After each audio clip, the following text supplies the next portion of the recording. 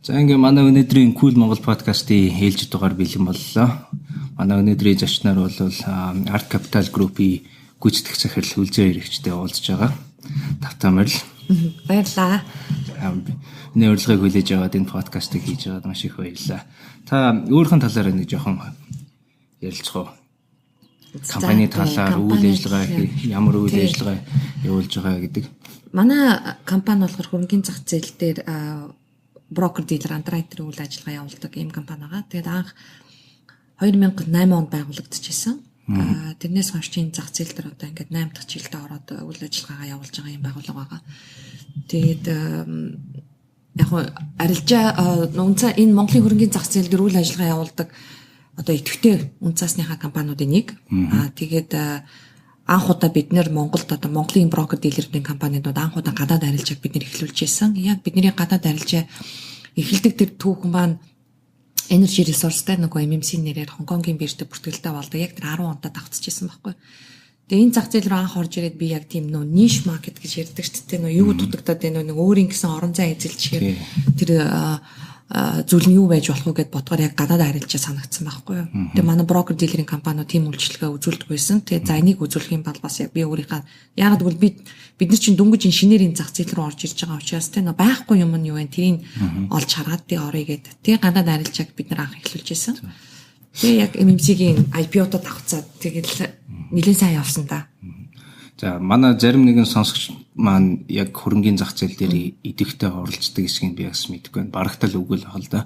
Монголын хөрөнгөний биржийн арилжааны идэвх эднэр бол сүүлийн үед харахад бол айгүй таарах болно байх шиг байна. Тийм болохоор энэ талаас арай нэг жоохон дэлгэрэнгүй мэдээлэл өгөх зорилгоор хоёлаа яриагаа бүр ингээд фундаментал суур ойлголтуудаас эхлэе. Айгүй симпл юм надад тийх үү.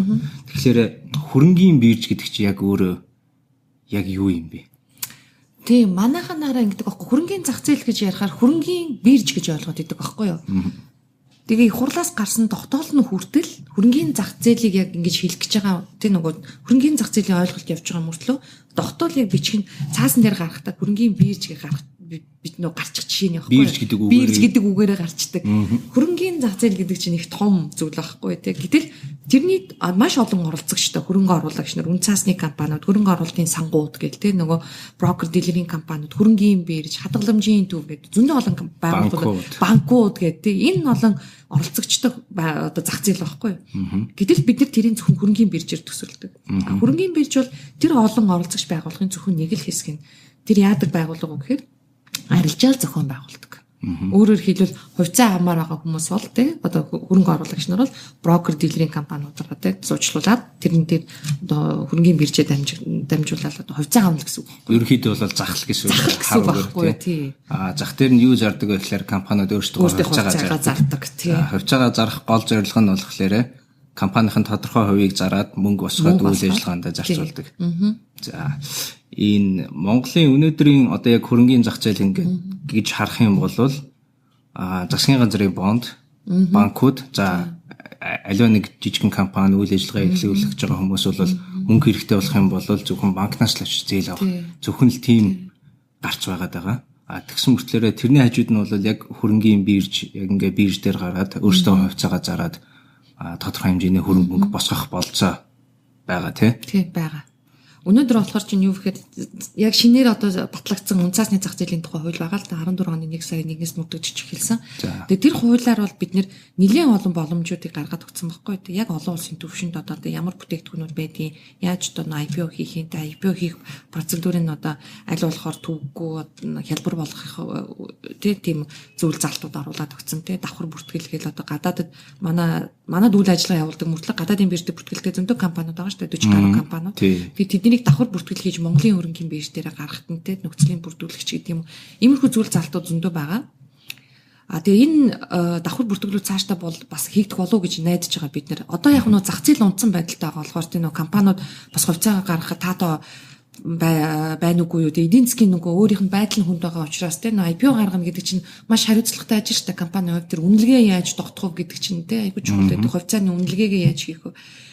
Тэгэхээр зах зээл унтсан манай гол нөө экспортын бараануудыг чинь үнэн унтсан тийм нүүрс эднэрийг чинь зэсэдэр үнэн унтсан юм үед болохоор чинь бас хэцүү байгаа л да. Гэхдээ компаниуд бол бодож байгаа юм байна лээ. Давхар бүртгэл хийх асуудлыг бол одоо гадаадын биржтэй бүртгэлтэй компаниуд бол.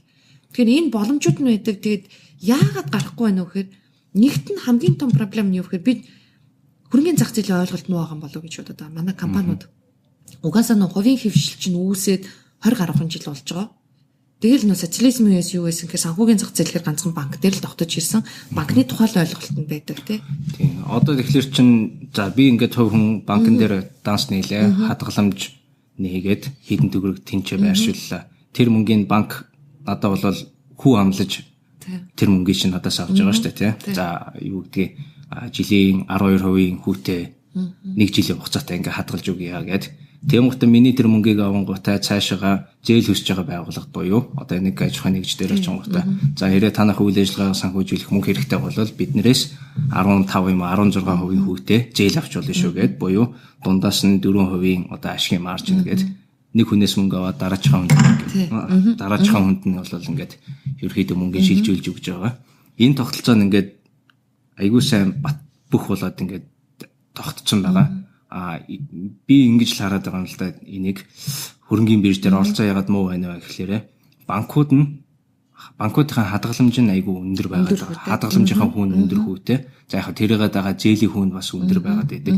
Энэ их банкн дээр төвлөрсөн байгаа мөнгийг чинь хөрөнгөний биржээр шилжүүлэх гэхлээрэ яг нөгөө өгөөж идэр нь бүрэн ойлгохгүй, баталгаа бас байхгүй. Хэрэв банкуд хадгаламжийнхаа хүүгээ бууруулад давхар зээлийн хүүгээ бууруулад ямар нөхцөл тийм болохын сайн мэдгүй л дээ. Гэтэ иймэрхүү юмнуудаа ингээд сайхан буулгаад ирэх юм бол тэр хүмүүс чинь одоо жилийн 12% хүү авдаг байснаа гівэнд 2-3% хүү авдаг болчих юм бол за өөр ямар газраас ахиухан хэмжээний ашиг олж болох вэ гэдэг тэр мөнгөө би бас бодож эхэлсэн шүү дээ. Хаашаа байршуулах вэ гэдэг. Тэгээд хөрөнгөний биржлээ орох юм болов гэж бодоод байгаа. Миний ойлголт зөв. Гэтэл ямар тохиолдолд одоо жишээл тэр хүмүүс хөрөнгөний бирж рүү орж ирэх вэ те? Нэг хөрөнгөний зах зээлийн тухай ойлголт нь муу байна тийм үү? Хоёрт нь юу гэхээр чинь за тэгвэл хөрөнгөний зах зээлийг өнөөдөр өдий хүртэл 25 жил банкудаа дэмжиж ирсэн юм бол одоо те дараагийн үе шатнд руу орох хэрэгтэй хөрөнгөний зах зээлийг дэмжиж. Яг нь яг өнөөдөр эдийн засгийн хямралтай энэ үед орохоор чинь бүх эрсдэл банкуд дээр ирчихэж байгаа байхгүй. Сайн ерөнхийдөө бол бодлогын хүн нэмдэг асуудал те засгийн газрын бонд гаргаад тэг зөвхөн банкуд авч штэ ерөөсөө зээл гаргах болоо. Тэн чинь юу гэхээр банкуд л дэмжсэн бодлого яваад байгаа штэ. Яг бол банкуд нурчвал тэр чигээрээ бид нурах гэдэг байгаа байхгүй юу. Эрсдэл хуваалцдаг нөгөө өөр санхүүгийн секторууд нь баахгүй байгаа юм чинь хөрөнгөний зах зээл нь баахгүй даатгал муу хөгжсөн гэл те гих мэдчихлээ. Тэгэхээр энийг чинь хөгжүүлэхийн тулд яах ёстой гэхээр нөгөө бодлого нь хэрэгтэй байхгүй. Ямар төрлийн яаж дэмжиж болох вэ? Яаж дэмжиж бол бодлого байхгүй. За одоо хамгийн наазахын жишээ яагаад ийшээ орж ирдүү юм гэхээр хувьцааны үн ханш өсдөгтэй холбоотой. Уг нь бол хүн яах гэж хувьцаа авдгийг хэр чинь 100 төгрөгөөр аваад нэг ядаж тэ 150 ч юм уу 200 төгрөгөөр зараад ингээ ашиг олох гэж энэ хувьцаа авдаг юм байгаа үстэй тий. Гэтэл банкн дээр жишээлбэл хадгаламжийн хүүгийн орлого дээр татвар тавьдаггүй хэрнээ. Яг адилхан за хөрөнгөний зах зээл дээр юу гэхээр хувьцааны нөгөө ашигийнх нь зөрүү байгаа шүү дээ. Тэн дээр татвар авдаг байхгүй. Хэдэн хувийн татвар авдаг? 10%. Ногдол ашигаас нь бас 10%. Ашигын орлогын биш ашигын тий. Одоо би нэг 100-аар аваад 150-аар зарчих юм бол тий 50 төгрөгөн дээр чинь татвар тавиад шүү дээ. Угтаа энэ чинь банкны нөгөө хадгаламжийн хүүгээс чинь хүүгийн орлоготой нэг ялгаатай зүйл биш шүү дээ. Гэхдээ юун дээр банкуд дээр энэ хүүнээс татвар аваад ах шиг байлээ. Би тэрийг ерөөсөө сайн судалж үзээгүй. Гэхдээ ямар ч гэсэн худалдаа үйлчлийн даасан дээр тий одоо бол хуулиараа бол 20 сая төгрөг хөдлөх дээр юу байгаа шүү дээ тий нөгөө урд нь бүр байхгүйсэн. Тэгээ саяхнаас одоо нөгөө за татвар авах хэрэгтэй юм байна гэдэг тий авч эхэлж байгаа. Гэхдээ тэн дээр чинь лимит тавьсан байгаа юм. Нэгт нь хоёрд нь юу гэхээр улс чинь ямар лимит вэ? Тэр нь болохоор чинь 20 сая төгрөгөөс дээш хадгаламжаас авна доош авахгүй гэх тий 20 сая төгрөг хүртэлх хадгаламжийн дээр жишээлбэл түр баталгаа өгчөж байгаа юм тийм үү? Ингээд дэмжиж байгаа биз? Гэтэл нөгөө ерөөсөө дэмжихгүй байгаа байхгүй хөрөнгөний зах зээл дээрээ бүх төрлийн татврын тавьчихад байгаа. Хугацаагүй хадгаламж дээр худалдаа үйлчлийн банкн дээр би бас өөрөө бас нэг их ашигладаг болохоор хугацаагүй хадгаламж цөөхөн эдмийн төгрөг ингээд байршуулсан байсан. Тэгээд сар тутам чөлөөдөө ингээд хэдхэн зуухан төгрөг орж ирдэг. Гэхдээ бол хүүнээс нь ингээд татвар авсан байгаад байдгийн. Тэгээд тэрийг шалгамаар юм байна тий. Энэ дээр бол хугацаатай хадгаламжтай. Хугацаатай хадгаламжийн хүүгийн хүүгийн орлогыг бол татвараас чөлөөлж байгаа байхгүй юу. Тэгэхээр юу гэдэг вэ гэхээр чинь энэ банкын одоо жишээлбэл банк дээр тий нөгөө одоо тэр хадгаламжийн хүүгийн орлогоос олж байгаа тэр бүх төрлийн орлогыг нь татвараас чөлөөлж байна. Манай зах зээл дээр одоо бүхэл орлогын 80% татвар ногдуулдаг байгаа байхгүй. Хувьцаанаас олж байгаа одоо ноог лашкаас авч ийн тий ханшны зөрүүнээс авч ийн. За компаниуд жишээлбэл бонд гаргая гэх тийм үү. Тэгэхээр чинь компани бондын хүүгийн орлогоос бид нэр одоо ингээд ашиг авч яхад чинь тэрнээс нь хүртэл татвар авч чинь. Тэгэхээр компани бонд гаргаж болчихж байгаа байхгүй. Засгийн газрын одоо нэг үн цаасны тий засгийн газрын бондын хүүгийн чинь хүүгийн орлогыг чинь чөлөөлдөг шүү дээ тийм үү. Одоо 17% та гараад байна. За 17% чинь тэр одоо хүүгийн орлогыг чинь татвараас чөлөөлдөг байхгүй. Тэгээ банкуд аваад байна шүү дээ тэр чинь одоо хэн авч чинь банкуд л авч шүү дээ. Банкуд чи өөрийнхөө мөнгөөр авч ийн үгүй юу те мэдээж хадгаламж эзэмшигчний мөнгөөр авч байгаа хэл та. Тий. Засгийн газрын бонд гэхлээр бол засгийн газрын баталгаатай л үнэ цааш. Тий хамгийн найдвартай. Засгийн газрын зээл гэсэн үг шүү дээ. Тий. Зээл гэсэн үг шүү дээ. Тийм банкудаас зээл авж байгаа оронд нь бол үнэ цааш гэж зээл авснаа одоо сертификат гэдэг юм. Тэр нь одоо бонд гэдэг нэртэй. Гэтэл компаниуд жишээлбэл бас яг адилхан бонд гаргая л да тий. Тэгэхэд чин тэн дээр нөхөгийн жишээлбэл бондон дээр жишээлбэл татвар тавьдаг байхгүй. Тэгээ засгийн газар өөрийнхөө бондыг чөлөөлчөөд компаниудын бондын жишээлбэл хүүгийн орлого дээр татвар тавьчихад байгаа байхгүй. Тэгэхээр тэр нөгөө бонд гаргах гэдэг байгаа компаниуд чинь хэдээр гаргах хэвтэй тий. Тэр хөрөнгө оруулагч нар авахгүй шүү дээ. Хөрөнгө оруулагч нар тий. Засгийн газрын бонд руу бол засгийн газрын бонд руу явж шүү дээ. Засгийн газрын бондоос бүр илүү өндөр хүн амлж ийж гарч ирэх гээд байгаа байхгүй. Тэгэхээр чи нөгөө бараг л тэгвэл юутайгаа адилхан болчиход байгаа байхгүй. Арилжааны банкны нэг жилийн төгрөгийн хадгаламжийн хүү 15 билээ 14% таа. Тэгээд засгийн газар нь чинь бүр 17% бонд гарч байгаа. Тэгэхээр чин одоо жишээлбэл яаж нөхөр банкуд энэ эрсдэлтэй үед тийм үү найдваргүй зээлийн хэмжээ өсөж гин, хугацаа эдэрсэн зээлийн хэмжээ өсөж гин тий. Яг ийм эрсдэлтэй юм үед яаж нөхөр зээлээ хомчиж байгаа байхгүй юу. Тэгээд тэд нар бол яаж нөхөр айгу одоо амар тий хадгаламж татчаад тэрнгээр нь дэлгэсгийн газар бүх мөнгөө одоо зүгээр засгийн газар руу шилжүүлээд байна гэсэн үг шүү дээ. Буюу иргэдийн мөнгө чинь засаг руу яваад байдаг. Засагт мөнгө хэрэгтэй болоод иргэдээсээ мөнгө зээлж аваад төсвөө бүрдүүлээд явж байгаа гэсэн үг тий. Тэгэн гутаа банкуд нь хэрвээ зээлийн хүү, бодлогын хүү үсээ явуучихлаараа банкуд нь бол өндөр хүүтэй хадгаламж тавих шаардлагатай болж байгаа. Нэгдүгээрт, хоёрдугаарт зээлийнхэн хүүгээ бүгдийг өсгөх шаардлагатай болж байгаа. Тэгэн гутаа хүү өсгөн гэдэг нь ер нь бол зүгээр л зээлээ гаргахаа болиулж байгаа гэсэн үг тий. Зах зээл рүү мөнгө нийлүүлэхээ болоод бүх мөнгүүд нь засгийн газрын бонд руу явчихж байгаа байхгүй. Засгийн хэрэглээнд явчихж байгаа гэсэн үг. Өнөөдөр хүү буурна гэхэр чинь айгу хол сонсогдоод байгаа юм зү. Хүү буурна яг бас нэг зах зээлийн арилжааны зарчим гэл нэг заах нэг амар фэнси үгнүүд ашиглаж болно л да. Тийм байж болох л юм. Гэхдээ дээрэс нь одоо энэ гадны банкыг их усэр нь одоо айгүй хямдхан их усэртэй гадны банк ороод Bank of China л гэж яриад байгаа. Орж ирэхийг дэмжих юм үгүй юм сайн мэдэхгүй байна. Гэхдээ тэд нар ороод ирэхлээр арилжааны банкуд бас тэд нартэй өрсөлдөх шаардлагатай болж байгаа тийм. Буюу их усрынхан хүүг бууруулах шаардлагатай. Буюу бидний хадгаламжийн хүүг 15 6 14 гэж байгаа бол одоо энийг бүх багасгах. Тэгээ энэ чинь бүр цогцоор нэг хийх хэрэгтэй байхгүй тийм. Юу гэхээр чинь хөрөнгөний зах зээлийг хөгжүүлэх хэрэгтэй, гадныхын тэр банкын те тодорхой нөхцөл тавиад оруулж ирж болно те. Ингэжээж энэ санхүүгийн чинь зах зээл чинь илүү чөлөөлөгдөж, илүү олон тулгууртай болж өрсөлдөөн бий болж иж тэгээд зах зээлийнхаа жамаар тэр гүүн буух хэрэгтэй байхгүй. Тэрнээс биш тэрийг одоо өнөөдөр юу гэдэг одоо ямарваа нэгэн те нөгөө аргаар те дээрээс нь хүчиндэж одоо юу гэдэг хүүгээ бууруул гэж хэлж болохгүй л те. Яг л бид нэр зах зээлийн тогтолцоотой улсаар юм чинь тэгээд зах зээлийн өөрийн зохицуулж те өрсөлдөөнийг л бий болгох хэрэгтэй байхгүй. Тийм банкны зах зээлийн чинь ингээд хамгийн минь бүр цаанаасаа бодлоготойгоор ч юм шиг те ерөөсөө ингэж албаар дэмжихгүй шүү дээ тийм үү. Татврыг авч ийн те одоо боддоо дэлхийн маш олон орнууд те энэ төрлийн татваруудыг авдаггүй байхгүй хөрөнгөний зах зээл дээр. Одоо чи capital gain гэдэг ханшны зөрүүний татвар гэдэг шүү дээ те. Энийг авдаггүй. Хонконг авдаггүй, Хятад авдаггүй, Вьетнам авдаггүй, Энтхэг авдаггүй те. Америкт жил хүртэлх хугацаанд авдаг 30 илүү 35% ч үлээ. Тийм Америкт болохоор гадны хөрөнгө оруулагч нараас авдаггүй, дотоодынхаас авдаг. Гэх мэт чинь нөгөө гадны хөрөнгө оруулагч нарт бас таатай орчин бүрдүүлээд байна шүү дээ, тийм. Яагаад гэвэл эн чинь өөрөө нөгөө бодолт нь айгүй хэцүү байхгүй юу? Яагаад гэвэл нэг хүн нэг л хувьцаа авахгүй шүү дээ, тийм. Портфолио бүрдүүлж байгаа шүү дээ. За нэг 10 хувьцаа авлаа гэхэд чинь 5-ын ашигтай зарсан байж болно, 5-ын алдагдaltaй зарсан байж болно, тийм. Гэний үнэлгээг нь яаж хийх юм? Нэгт нь хин хийх юм? Брокер нь хийх юм уу, хөрөнгө оруулагч өөрөө хийх юм уу, татврынх нь хийх юм уу? Манай татврынх нь уучлаарай хөрөнгөний зах зээлүүдийн хувьцааны талаарч ойлголт байхгүй тий. Тэгээд авч чадахгүй татвар өнөөдрийн хүртэл одоо ингээд татврын ерөнхий газраас ингээд юу авдаг байхгүй бид нэр мэдээлэл авъя гэд статистикийн тоо авъя гэдэг. Тэгэхээр байдгүй байхгүй юм төрлийн татвар. Хуулинд нь байгаа мөртлөө авч чаддаггүй энэ татвараа. Яг тэгвэл тооцоолж чадахгүй юм чи. Тэгээд чадахгүй бол тэрийг болж хэрэгтэй байхгүй. Харин болоод өнөөдөр ийм хүнд нөхцөл бид нар хараа яг emerging market шиг те яг нэг бусад Азийн хөгжиж байгаа орнуудын адилаар хөрөнгө оруулагч нар таатай орчин бүрдүүлээ. Бид нэр одоо те хөрөнгөний зах зээлийг tax free болгочлоо гэдэг. Тэг баг тэгээ би хардаад явсан илүү их гадны хөрөнгө оруулагч нарыг татаж оруулж ирэндээ. Өнөөдөр Монголын хөрөнгөний бирж дээр хэдэн компани хувьцаа арилж байлгаж байна? Одоогоор бол яг 235. Энэ 235 компани өөрсдийнхөө хувьцаагаа чөлөөтэй ингээд арилж явж болно тий. Хувьцааг нааш цаашаа шилжүүлэх ажлыг нь бол брокер дилер компаниуд хийж байгаа. Мөнгөний нь болохоор компаниуд болон иргэд ингээд дилер дээр авчиж өгнө. Дилер нь таныг намайг төлөөлөөд тэр нөгөө дилерээс хувьцааг нь аваад бидний өмнөөс одоо ингээд хадгалж юм гэсэн үг шүү дээ тий тэр хувьцааг. Энэ 235 компаниас яг бодитойгоор үйл ажиллагаа явуулж байгаа компани хэд вэ?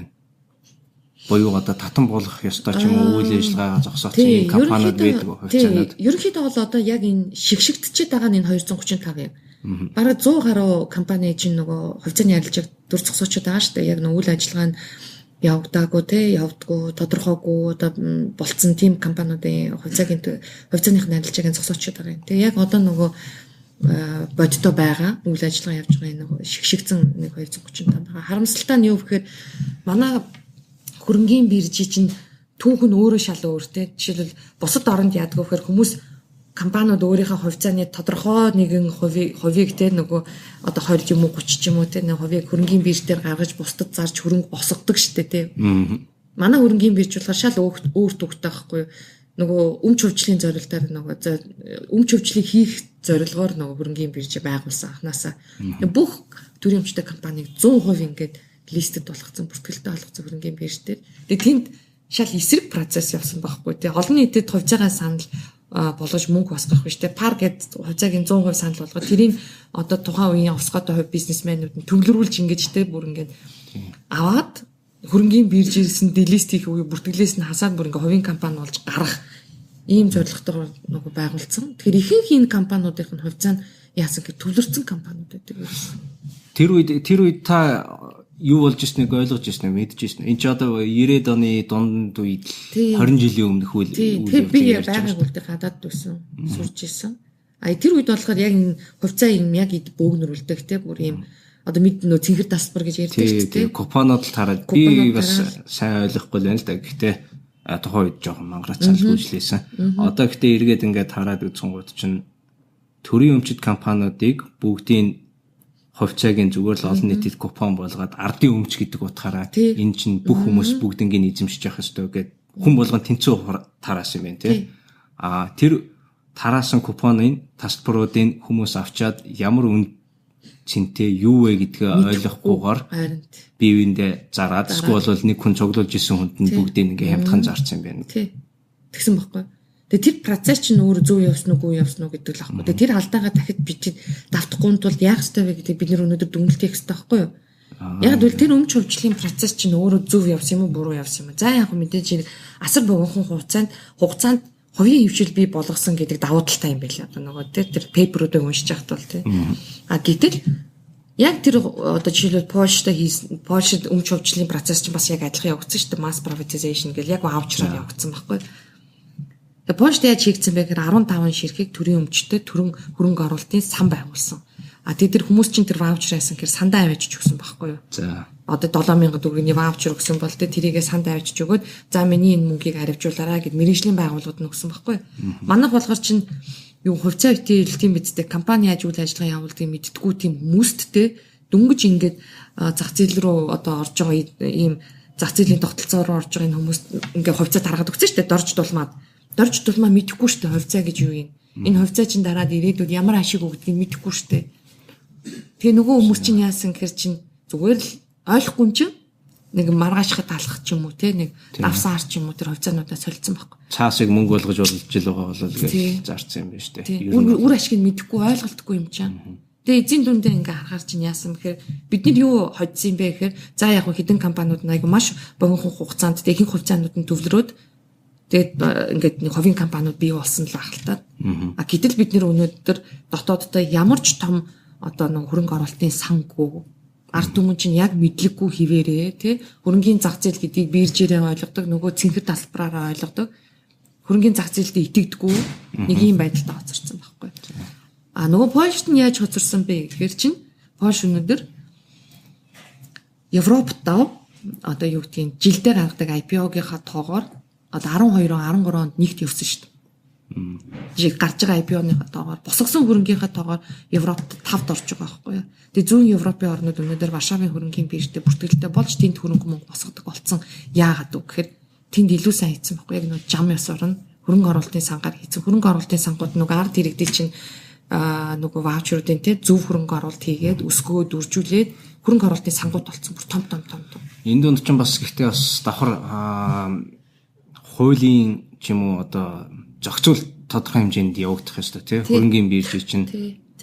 Би 2008-9 оны үед ч үлээдээ тухайн үед бол хөрөнгөний бирж дээр бараг нэг 400 хэдэн компаниуд арилжаалагддаг байсан. Тэгээ нэг компани сонирхоод тайлангийн харъя гэдэг вебсайт руу орсон чи вебсайт байдгүй. Тэгээ гайхаад хөрөнгөний биржлээ очиод тайлангийн авъя гэсэн чинь 1000 төгрөг чил 1500 төгрөг өгөөд авдаг ингээд. За мөнгө өгөөд авлаа. Тэгсэн чинь нөгөөх нь баг 3-4 үйлрэлээр хоцроод явж исэн. Тэгээ өөрийн хөрөнгөний хасах руугаа орсон. Яг хасах өөрийн хөрөнгөтэй компани үйл ажиллагаа явуулж болно л да. Гэхдээ 3-4 үйлрэлээр хоцорсон санхүүгийн тайлан дээр үндэслээд би энэ компанийг худалдаж авах нь зөв үгүй юу гэдэг шийдвэр би гаргаж чадахгүй байгаа байхгүй. Тэгээ тухайн үед нь хараад за ямар ч байсан гээд 2-3 компани дээр ийм жишээ гарсан л да. Тэгэн гот нь би ерөөсөө итгэл төрөхгүй тий. Одоо ямар болсон бэ? Одоо байдал өөрчлөгдсөн. Бас ч гэж нэг үе бодвол тий одоо сүүлийн үед яаж ийм нөхөр за манай зах зээлийн оролцогч нар ч өөрснөө бас дуурдаг болчих тий одоо жишээлбэл манай мэргэжлийн холбоо байна тий үнцаасны арилжаагчтай холбоо гэх хөрөнгөний зах зээлийн бид нар ч гэсэн мэргэжлийн байгууллагын хувьд бол энэ зах зээлийг бас сурчлах хэрэгтэй юм байна тий зах зээлийг хөгжүүлэхийн төлөө дуурах хэрэгтэй юм байна.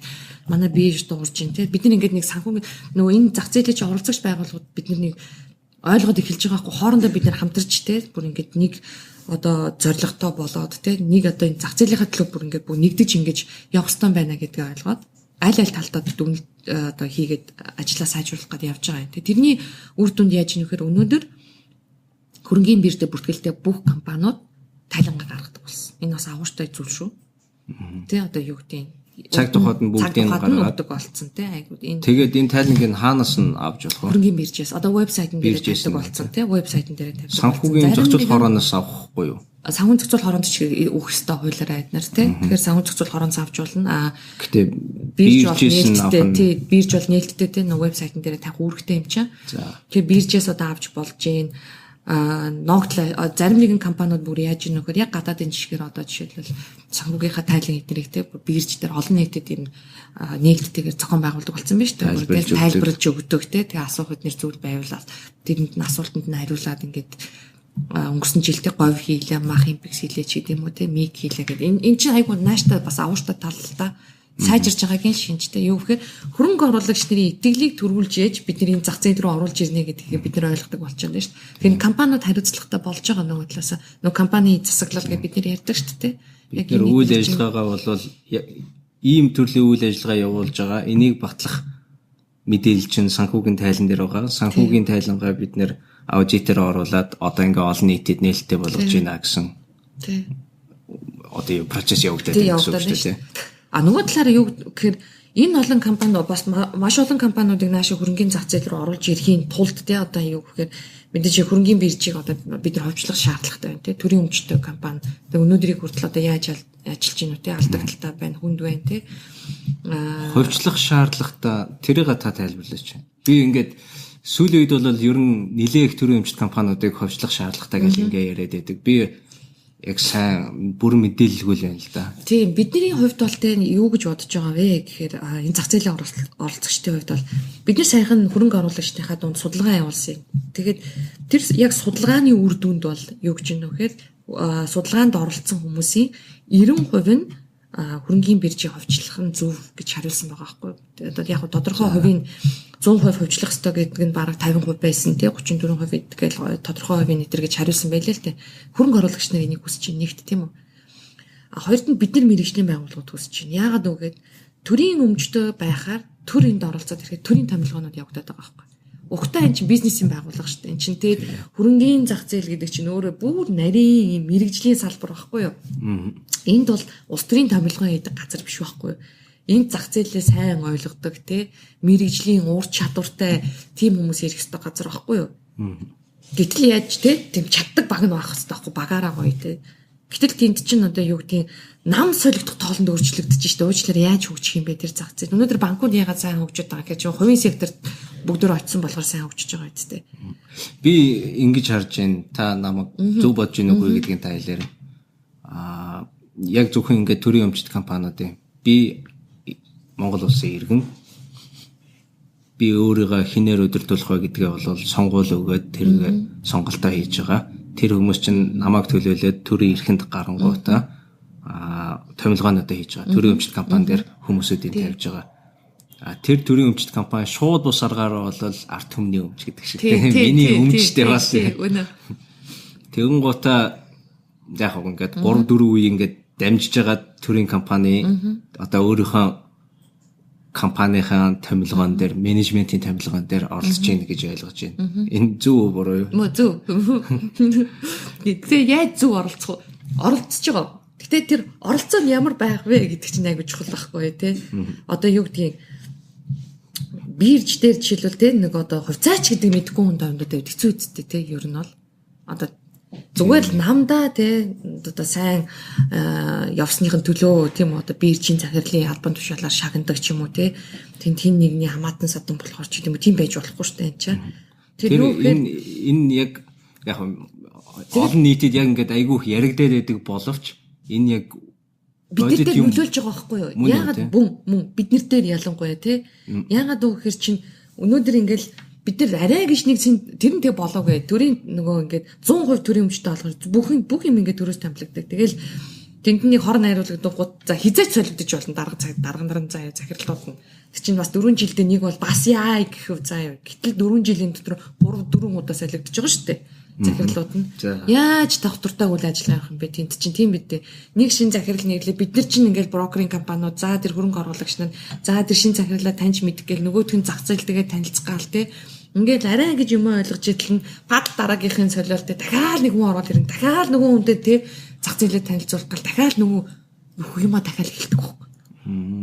Тэгээ янз бүрийн ойлголттой хүмүүс орж ирнэ тийм үү. Тэр болгон хүмүүстэй харьцах гэж бид нар цаг хугацаагаа алдна. Нөгөө хүмүүс чинь зах зээлтэйгээ танилцах гэж цаг хугацаагаа алдна тий. Яаж хөгжих?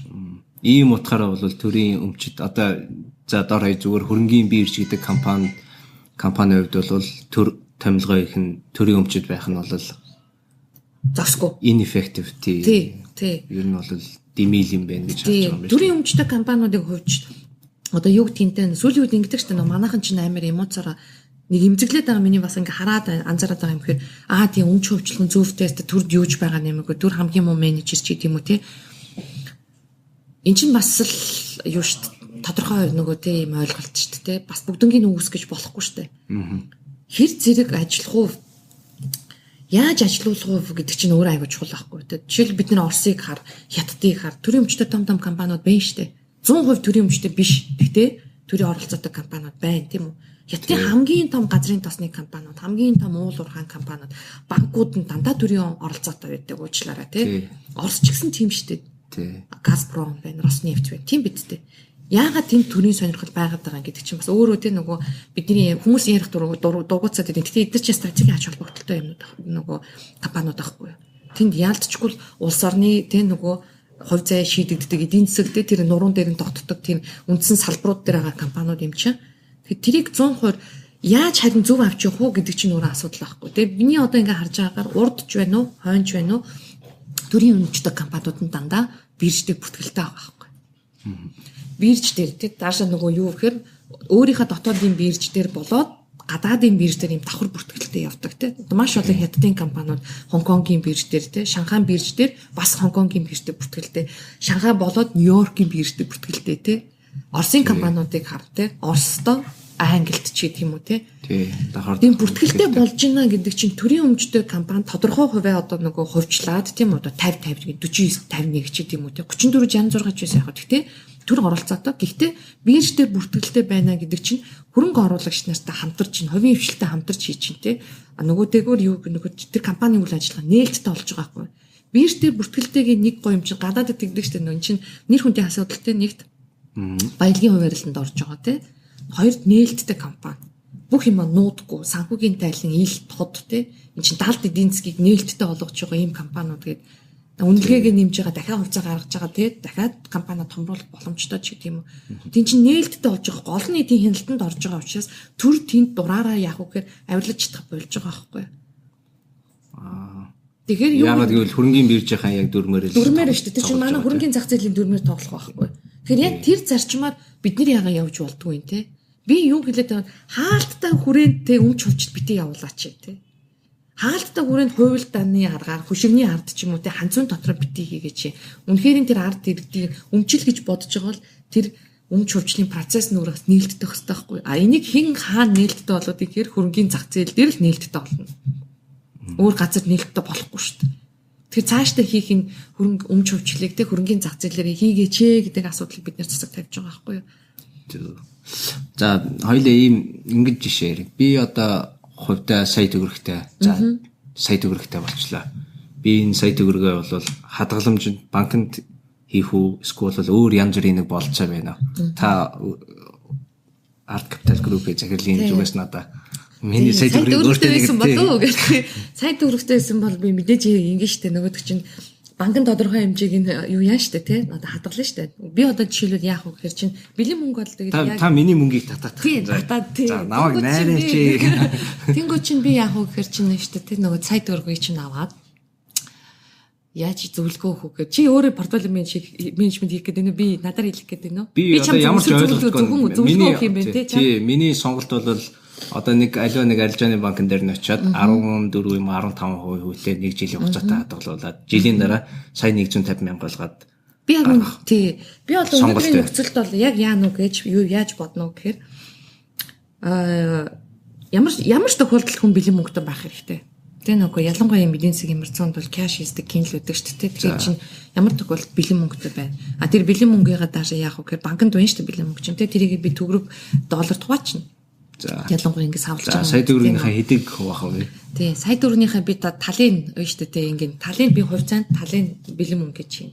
А тэгэхээр бэлэн мөнгө би яах вэ гэхээр чинь доллар төгрөг болгоод ишүү тэрэнгүүрээ зарим хэсгээр нь би засгийн газрын бонд авна. Өнөөдрийн нөхцөлд бол хамгийн найдвартай хөрөнгө оруулалтын засгийн газрын бонд байгаа байхгүй. Тэгээ бүгд татвараас чөлөөлөгдсөн. Тэгээ банкнаас илүү өгж байгаа учраас тий. За. Тэгээ авчин. А нөгөө талаар нь нөгөөдгөр нь би юу гэхэд би хувьцаа авна. Ялангуяа одоо юу гэдгийг ингээ сүүлийн үед нөө нүүрсний үн ханш одоо нэмэгдэж штэ тий. Тэгээ одоо манайх ч гэсэн нүүрсний компаниуд хоорондоо ойлголцоод тий нэг үнний бодлого нэгдсэн бодлого тий нэг цонхны бодлого барих юм шиг байна цаашдаа тий энэ нүүрсний үн дээрээ бас төрчихсэн юу тодорхой бас ийм юунуудыг зохицуултуудыг хийх юм шиг байна тий. Тэгэхээр манай нүүрсний компаниудын бас хувьцааны үн ханш нэмэгдэх болов гэж бодож чинь тий одоо оюутлогоо ч гэсэн одоо ингээ сайхан яваад эхлэх юм бол тэр хувьцаа авах гэж бодож чинь. Одоо MMC-ийн хувьцаа гэхэд чинь сая 7 сард наадмын үеэр чинь 4 мөнгө байл 4 одоо Хонконг цент байлаа шүү дээ. Өнөөдөр тэгэхэд чинь хэд байна вэ? 30 цент үү тий? 30 цент хувьцаа болсон. Доллар дахин нэмэгдсэн явж байгаа шүү дээ. Санал болгохтаа тэгвэл гадаадын хөрөнгөний бирж дээр хөдөлж явах санал болгож байна тий?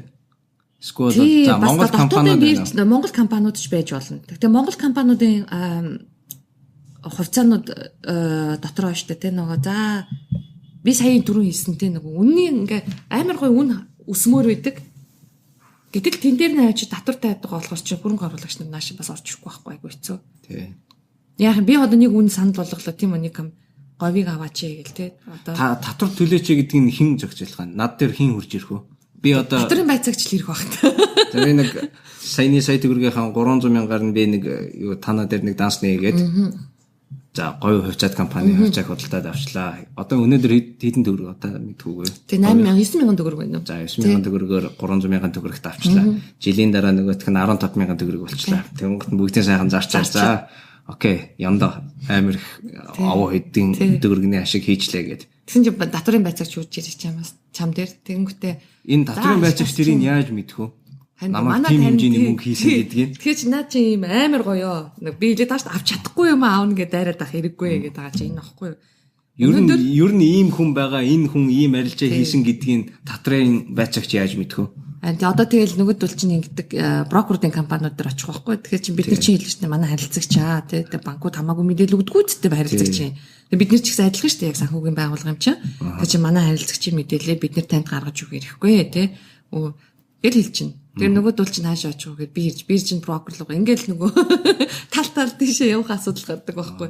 Яг татрын тэгвэл бодлогоноос хууль нь бас тийм тодорхой зохицуулт биш байхгүй. Тэгэхээр чинь амар хэцүү байхгүй юу? Тэгээ миний хэлээд байгаа тэр байхгүй. Тэр дээдэргүй авч чадахгүй юм авна гэж яадаг юм бэ? Энийг болчооч. Одоо тийш сая одоо 5-7 гэдэг нөгөө орон нутгийн өмчлөлтөд 5-7 гэдэг компани байдаг шүү дээ тий нөгөө. Тэгээд жижиг 5-7 гэдэг тий нөгөө 91 онд бас яг адилхан өмч өвчлөөр 1% 100 төгрөгөөр альжаалгдсан шүү дээ. Саяхан одоо өнөөдөр 2000 хавцаа байна уу? 1% энэ чи бүр цагтаа сая төгрөг болсон шүү дээ. Хувьцаагаа 100 дахин хувааж задлсан шүү дээ бүр. 100 төгрөг сая 1% сая болсон ингээд одоо. Одоо 2000 төгрөг. Тэгээ тэрнээс хойш 100 хуваасан. Тэгээ хуваас нь дараад нь ингээд нэг хувьцаа 10,000 болгоо тэрнээс сая унчаад буцаж явах өсөө явж байгаа юм аахгүй. Тэгээ тэр хувьцаа дээ шүү дээ сая яасан гэж. Зах зээлийн үнэ 2000 төгрөг байгаа шүү дээ. Сая багц арилжаа хийгдвэ. Багц арилжаа хийсэн чи хэдэр хийгдсэн гэж 100 төгрөгөөрөө. Багц арилжаа гэдэг нь юу вэ? Тэр компани тодорхой хувь нь явж байгаа байхгүй 10-аас те нэг одоо юу гэдэг 5%-аас дээш одоо хувьцааны явж байгаа байхгүй. Тэгээ баг компани 20% явж байхад чинь тэгээ хувьцааных нь 20% явж байгаа чинь 100 төгрөгөөр хийгдэж байгаа шүү дээ. Хин 100-аар зараад хин 100-аар авч юу те. Тэгээд үн хаш өсөхгүй байгаа те. 91 оны 100 төгрөг өнөөдөр 100 төгрөгөөр хийгдэж штэ. Тэр багц арилжаатай хэдэн тэр бумаар хийгдэж байгаа. Тэгэхээр чин тэнд яаж нөгөө тэр чин татвар төлмөргүй л байгаа. Гэтэ нөгөө талаас за хин зарсны за нэг хувьцаа эзэмшиж чинь зарж байна. Тэр хүн өөрийнхөө өмчийг хувьцаагаа хэдэн төгрөгөөр зарах нь бол тийм баггүй зохицуулт авахгүй юм чи тэн дээр чинь. Гэтэ үний чинь тодорхойлж байгаа юм чинь аль болох олон хүмүүс арилжаалагдаад олон арилжаа яваад олон оролцогчтой байгаа үед үн нь ингээд өөр ингээд доктортай наачааш явж байгаа. Хоёрхан хүн оролцож байгаа бол энд юу би энийг бол асуудал гэж харахгүй л байна. Яагаад гэвэл яг тогтцсон үн байхгүй. Гол одоо ингээд хэмжих одоо гол шугамч нь бол би санхүүгийн тайлангаа хараад за миний компани иймэрхүү хэмжээний үйл ажиллагаа явуулж байгаа. Иймэрхүү хэмжээний ашигтай байна. Дараагийн жилд ийм хэмжээний борлуулалт тэгээд ийм хэмжээний ашиг болох юм байна. Тийм болохоор ирээдүйн ашгаа би өнөөдөр хэдэн төгрөгөөр зарах вэ хувьцаагаа ирээдүйн ашгаа ноогт ашгаа хэдэн төгрөгөөр зарах вэ гэж байгаа шүү дээ. Тэр бол жишээлбэл ямар наад чинь асуудал байна гэж хоёр хүн хоорондоо 100 төгрөгөөр наймаалцсан тий. Яг бол татвар авах гэдэг учраас тий нөгөө хуучныхаа 100 төгрөгөөр хийж байгаа шүү дээ. Нэрлсэн үнээр нь тий 100 төгрөгөөр. Тэгэд мэдээч зөрүү явна шүү дээ. Яг бол бодит ханш нь 2000 юм чи. Тэгэд зөрүү нь хаагуур явна гэж зах зээлийн гадуур байхгүй юу? Нөгөө ханцын дотроо хийх байхгүй юу? Тэгэхээр чи нөгөө манай зах зээл уг нь бол нээлттэй байдаг зах зээл байхгүй юу? Гэтэл манай зах зээл яг өнөөдрийн бодит ханшаараа тий энэ зах зээлээрээ биш тий энэ татвараас болоод тий гадуур явчихад байна шүү дээ. За татвар за та нар ингээд нээлттэй хоорондоо ингээд арилж татвар авахаа болио гэх юм бол энэ хоёр саяны хоёр хүн бол яг жинхэнэ бодит үнээр наймалцах юм шүү дээ тий. Явна шүү. Дэрийг чинь явуулахын ч бид нар шаарддаг байхгүй тий. Тэр өнөөдөр тийм боломж нь байхгүй болгоод зөндөө асуудал байгаа л да хөрөнгөний зах зээл яагаад өгчихгүй байгаа гэдэг тий зөвхөн татварч биш тий. Одоо юу гэдгийг оролцогч байгууллагуудын чадвар нь байхгүй байна. За санхүүгийн зах зээлийнх нь мэдлэг нь байхгүй байна. За манай дид бүтц гэж дид бүтцээ бодлоо. Өнөөдөр бид нэр зүгээр Монгол сууж ажиллаа интернетээр бид нэр гадаадын хөрөнгөний бирж дээр хувьцаа авч чадаад байгаа үстэй. Тэгсэн мэт дотоодынхаа чадахгүй байгаа үстэй. Тий, нэрээ тийш тий. Энэ хүүхэн эндээ байжээч бид нэр өнөөдөр өөрсдийнхээ хөрөнгөний бирж арилжааруу бид нэр зүгээр интернетээр орч чадахгүй сууж байгаа шүү дээ. Онлайн трейдинг хийж чадахгүй сууж байгаа. Тэгэхээр чинь бас амар хоцрогдсон байгаа үстэй. Энэ бүгдийг яах. Өнөөдөр бүх банкуд өнөөдөр тэ интернет банктай олцсон тэ утсан дээр бүх юм ирсэн ийм айгуу гоё үе болцсон багт чинь бид нэр би одоо жишээл гадаадын хөрөнгөний бирж рүү утсан дээрээс ороод хийдэг байхгүй. Тэгтэл би өнөөдөр өөрийнхөө хөрөнгөний биржийг тэгж хийж чадахгүй л байж байгаа юм. Тэгэхээр одоо компаниуд тэгвэл одоо за стартап компаниуд гэж бодъё л да. Том компани байли жижигхэн компаниуд үйл ажиллагаагаа явуулж байгаа мөнгө хэрэгтэй байдаг. банкнаас өнөөдөр очиж зээл авах юм бол за бараг 30% л гэж л гээдсэн солиор нь л да. Тий. Тэс барьцаа хөрөнгө шаарддаг шүү. Барьцаа хөрөнгө нэгдүгээр барьцаа хөрөнгө өг зээл хэмжин тий. За тэгээд за бүр хямдханаар удаа л да. Жилийн 20% хүүтэй зээл олгоно л гэх баг. Төгрөгөөр бол энэ компани нөгөө сонголтод гэх юм бол би хөрөнгийн бирж дээр очиод би тодорхой хувиа зармаар байна. Энэ компани миний 100% өмчтэй байдаг. Би энэ 100%-ийн 20%-ийг бирж дээр хувьцаа болгоод зармаар байна. Надад юу гэдгийг 50 сая төгрөг хэрэгтэй байна, 100 сая төгрөг хэрэгтэй байна гэд. Ингээд яах ёстой вэ? Одоо би танах шиг брокер дилер юм, андеррайтер компани дээр очиж тий. Тэгэхээр хамгийн түрүүнд яах ёстой гэхээр яг тийм андеррайтерын компани дээр очих ёстой байхгүй тий. Тэгэл андеррайтерын компанитайгаа яриад үйл ажиллагаагаа сайн танилцуулаад андеррайтерын компани хэрвээ тэр төсөлд нь итгэл үнэмшил төрж чадаад тий үнэхээр болж байна гэвэл тэгэл тэр нэг IPO хийх ажлын гүйцэтгэж хийн тий хөрөнгө оруулагч нар танилцсан тий үнэлгээгийн тогтоо нэг гэл явна. Тэг өнөөдөр хөрөнгөний бирж дээр чинь 3 самбартай болсон байгаа 1 2 3 гээд. Тэгээд стартап компаниуд бол ерөнхийдөө бол 3 дугаар самбарт тий одоо өөрсдөө IPO хийж болно. Тэр нь арай нөгөө журам нь арай гайгүй тий нөгөө дөнгөж эхэлж байгаа компаниудад тийм зориулагдсан тийм. Бас тийм сонголт байдаг юм а тий. За тэгээ андеррайтер компани дээр очинготой за надад 100 сая төгрөг хэрэгтэй байна. Банкнаас авах гэсэн чинь надаас 20% хүү аавна гэдэг байна. Би 20% хүү банкнд төлжсэнээс зүгээр шууд компанийнхаа 20%-ийг зарчхад бэлэн байна. 100 сая төгрөгөд 20% зарчхад бэлэн байна гэдэг. За андеррайтер компани очиод миний тайлан байлангийн үзээд үйл ажиллагааг хараад за үнэхээр амар ирээдүйтэй компани супер бизнес байна. Үнэлгээ чинь бол наа чин бараг 20% 100 сая байтугай бараг 200 сая л байх хэвээр компани амар хямдхан зарагдаж байна гэдэг. Тэгэхээр одоо энэ андеррайтер компани тэгүн гот өөрийнхөө харилцагчтай холбогдсон. Хөрөнгө оруулагч нартай холбогдно. За мөнгөтэй хүмүүсээ энд нэг хүүхэдтэй бизнес хийх гээд яваад байна. Бидний компаниг бол амар мондөг компани гэж харж байна. Хүүхдэн ч гэсэн амар мондөг менежер юм байна. Та нар хувьцааг нь амар хямдхан авах уу? Ер нь бол бид нар бол 200 сая гэж харж байгаа. Гэхдээ эднэр бол 100 саяар зархад бэлэн байна гэдэг. Үнэлгээний хайтайхан үнэлгээ байгаа шүү. Тэгээд одоо энэ чи род шоу гэж яриад байгаа шүү дээ бид нар тий. Тэгэл танилцуулаад тий ийм үнэлгээтэй, ийм потенциалтай цааш өсөхтэй ийм потенциалтай байна гэх ингээд танилцуулаад. Тэгээд хөрөнгө оруулагч нар үнэхээр итгэл үнэмшил төрөх юм бол тэгэл тэр амжилттай хувьцаа гээд. Тэгүн готоо би за 20% 20% зарчлаа, амжилттай зарлаа. 100 сая төгрөгөө би олоод авчлаа. За одоо тэгэхээр би ямар үүрэг хүлээх вэ? Одоо ямар үүрэг хүлээх вэ? 80% нь би ганцаараа хувь эзэмшигч, нөгөө 20% нь 20 өөр хүн ороод ирлээ хувьцаа эзэмшигчээр. За тэгэхээр одоо би үйл ажиллагаа яах ёстой вэ?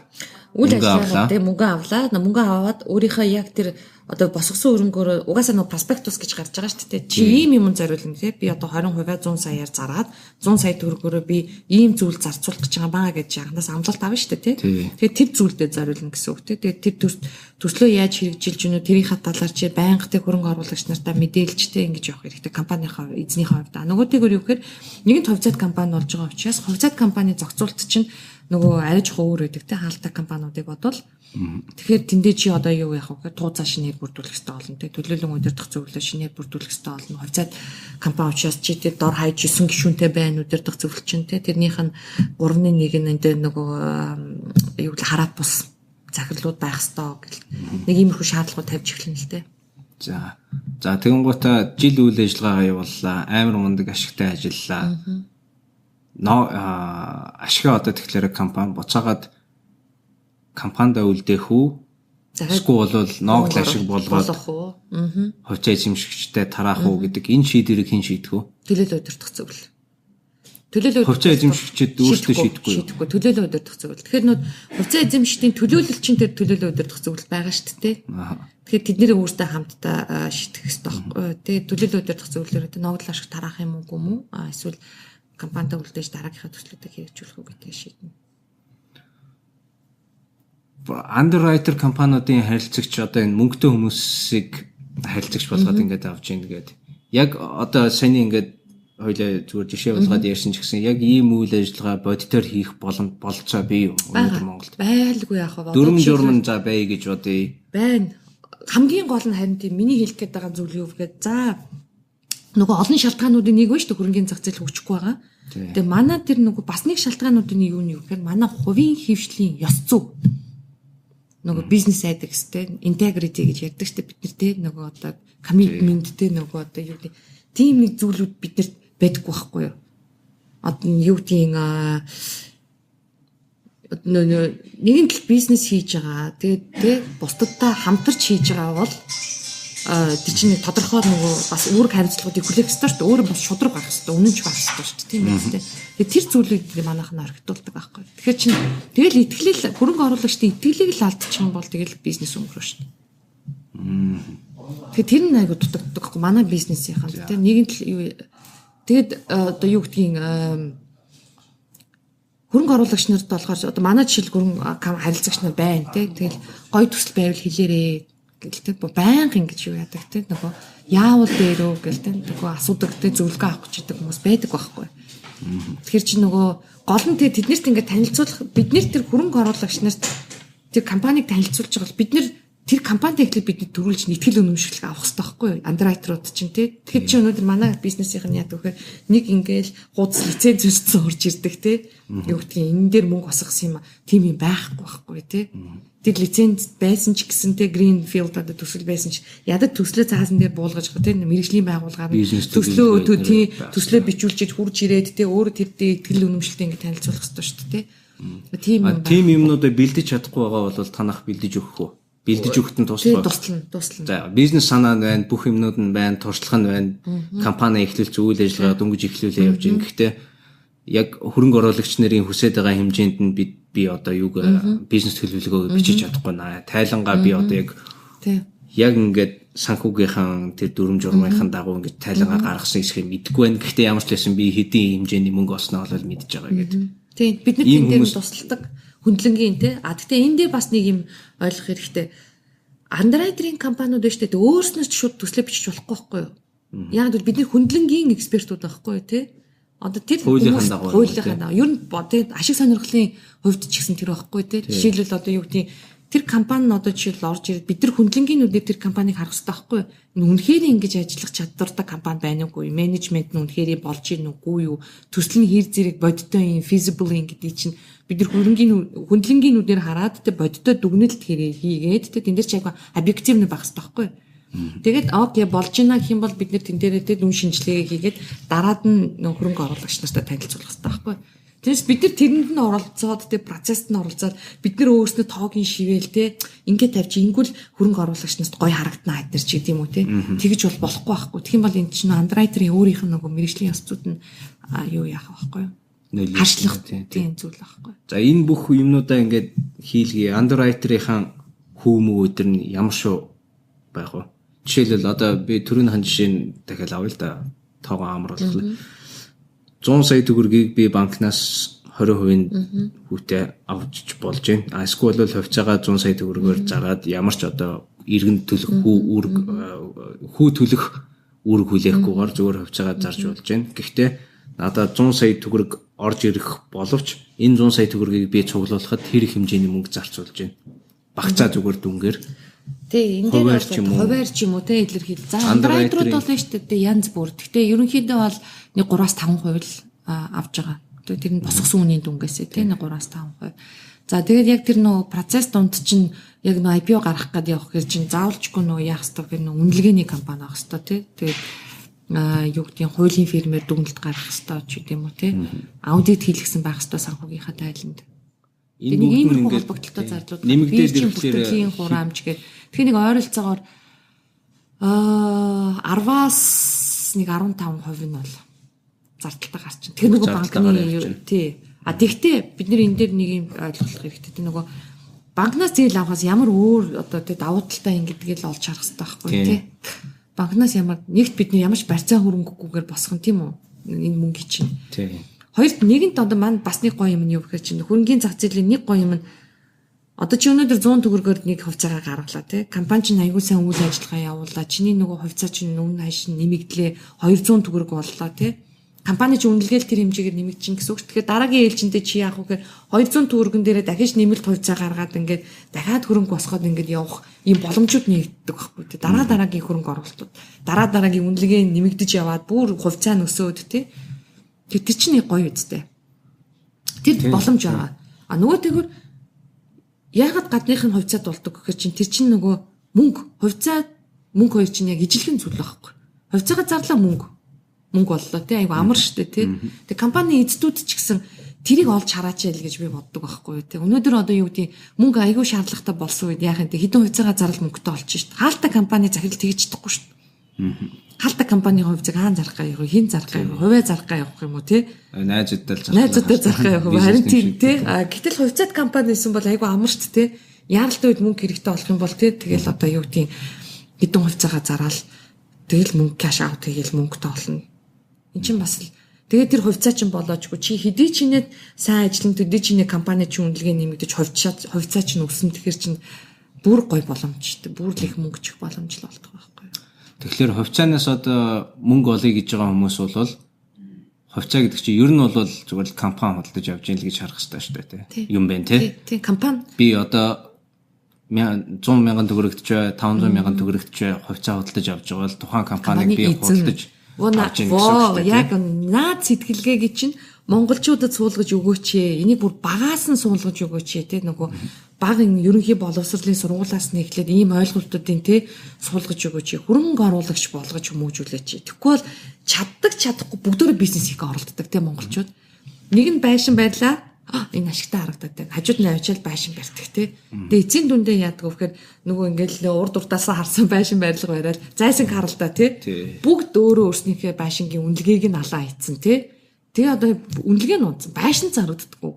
Компаниуд нь өөрснөө бүр нэг бүгд бинийгээ татаа унгачдаг тий. Нэг нь цементийн үйлдвэр хийлээ. Ашигтай юм байна. Дараа л дэг гэлтэй нөгөө бөө цементийн үйлдвэр бий болдог. Яг эн чинь нөгөө хөрөнгө оруулагч биш байгааз хамтарч юм хийж сураагүй. Дор бүхний юм хийх гэдэг. Тэрнээсээ болоод бүгдөө бизнесээ нурааж ундаг. Гэтэл яг чиний сая хэлдэг чинь аахгүй. За би ингээд компани эзэн боллоо, хувьцааг нь эзэмшиж байна. Би хувьцаагаа зарах гэх юм бол харьцангуй хурдан зарагдах юм байна. Бирж дээр гамчин би зүгээр л тэдний ширхэг хувьцааг тийм үнээр зармаар байна гэж. Ерөөхдөө бол та нарт хэлээл та нар зарлал тавьж байгаатай л адилхан юм биш үү тий. За тэгэн гута 500,000 төгрөгөөр за 100 ширхэг хувьцаа худалдаж явлаа. Жилийн дараа тэгсэн чинь тэр 100 ширхэг хувьцаагаа би 600 юм уу 700,000 төгрөгөөр зарах болцоонд нийглээ. Хувьцааныхаа үнэ ингээ тийм болоод өсчлөө гэдэг. 700,000 төгрөгөөр зарлаа. Буюу дундаас нэг 200,000 төгрөгийн ашиг хийгээд авч жилийн дотор ч юм уу. Эсвэл бол 2-3 хүн өдөрч байж болно шүү дээ тий. Нөгөө хувьцааныхаа үнэ нь яаж хэлбэлцэхээс хамаарат дээрээс нь өшөө тухайн компани бас ногдол ашиг тараадаг тий. Хувьцаа эзэмшигчтэй. Тэгэхээр би заавалжгүй зараад авах шаардлагагүй.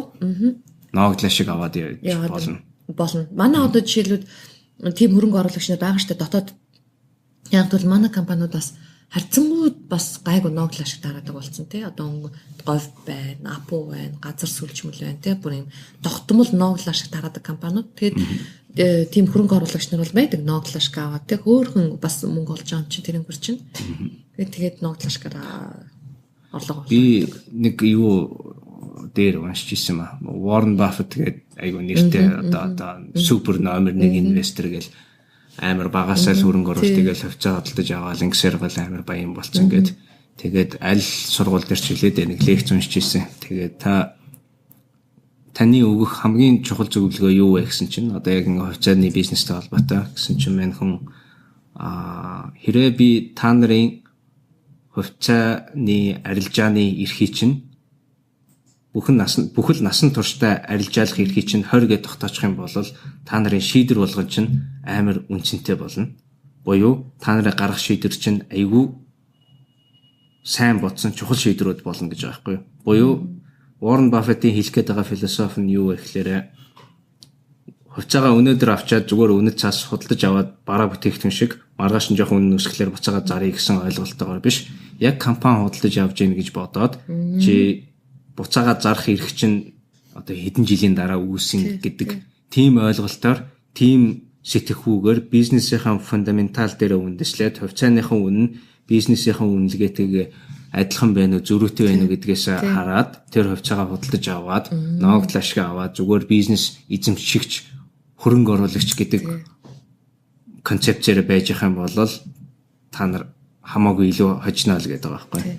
Хөрөнгөний зах зээлийн онцлог нь яг тэр байхгүй урт хугацааны хөрөнгө оруулалт байхгүй.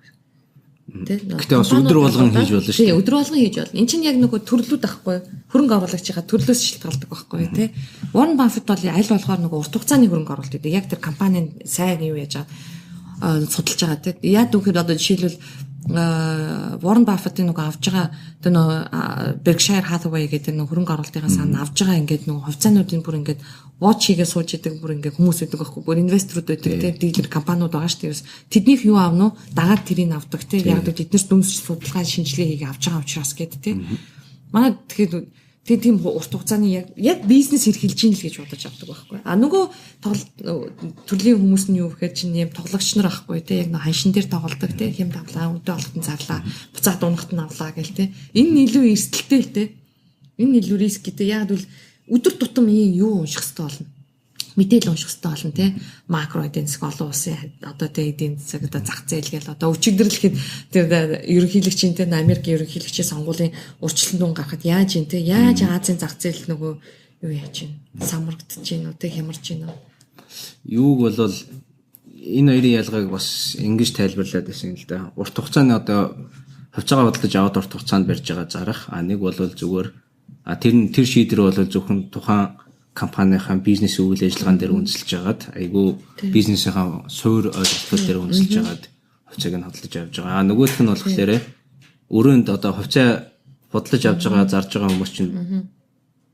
бүгд өөр газар сууж байгаа ч гэсэн зүгээр л яг л нэг өрөөнд дотор бирж дээр байна гэдэг чинь нэг өрөөнд дотор л байж гин гэсэн үг шүү дээ. Тэгэхээр надтай адилхан үйл ажиллагаа явуулж байгаа бүх хүмүүсүүдийг ингээ харж агаад тэд нэр ингэх бах гэж бодож агаад хувьцааг нь богино хугацаанд хувьцааг нь хөдөлж аваад маргааш тэд нэр ингэж бодох юм чинь би ингээ зөрүүлээд ингээ хийчихье гэсэн тэгсэн мөртлөөрөө яг энэ сэтгүүч нь хүн болгон бүгдээрээ яг адилхан ингэж бодож байгаа. Тэгээд ирэхлээр богино хугацааны одоо day trading гэж нэрлэдэг байдаг. Day trading бол амар хэцүү, амар эрсдэлтэй. Фундаментал нь бол бизнес дээр үндэслэсэн биш, бусад хүмүүс юу гэж бодох нэ гэсэн бусад хүмүүсийн сэтгэхүүдээр үндэслэсэн үйл ажиллагаа болж байна гэдэг байна. Тэгээ манай тэгтээ зах зээлийн нэг гой боломж нь юу гэхээр өсөлттэй үед ч уналттай үед ч ашиг хийж болдог байхгүй.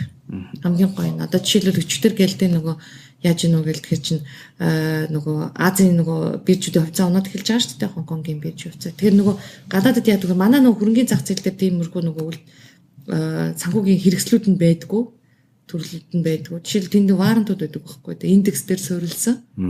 Тэгээ индекс унана гэж байд тавиал тэр варантуудыг авч явах. Индекс унах юм бол тэр чинь тэгэл ашиг хийж байгаа байхгүй тий. Нөгөө уналтан дээр бооцоо тавьсан.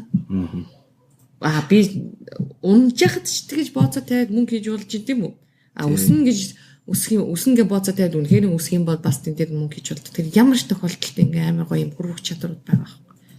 Тэгснээс зүгээр л гэрийн даалгавраа хийгээл тайлбараа хийгээл бизнесийн сайн ойлгоод тэгэл зүгээр хувьцаагаа аваад хадгаламж хэлбэрээр тий хөрөнгө оруулалт хийсэн тэр компаниг худалдаад авсан бизнес нь ямар ч байсан доктортой дараагийн 5 жилд үйл ажиллагаагаа явуулчих юм байна. Менежмент нь айгүй сайн юм байна. Тэр нь бол энэ компани цаашдаа айгүй хэмжээний ашиг хийх юм байна.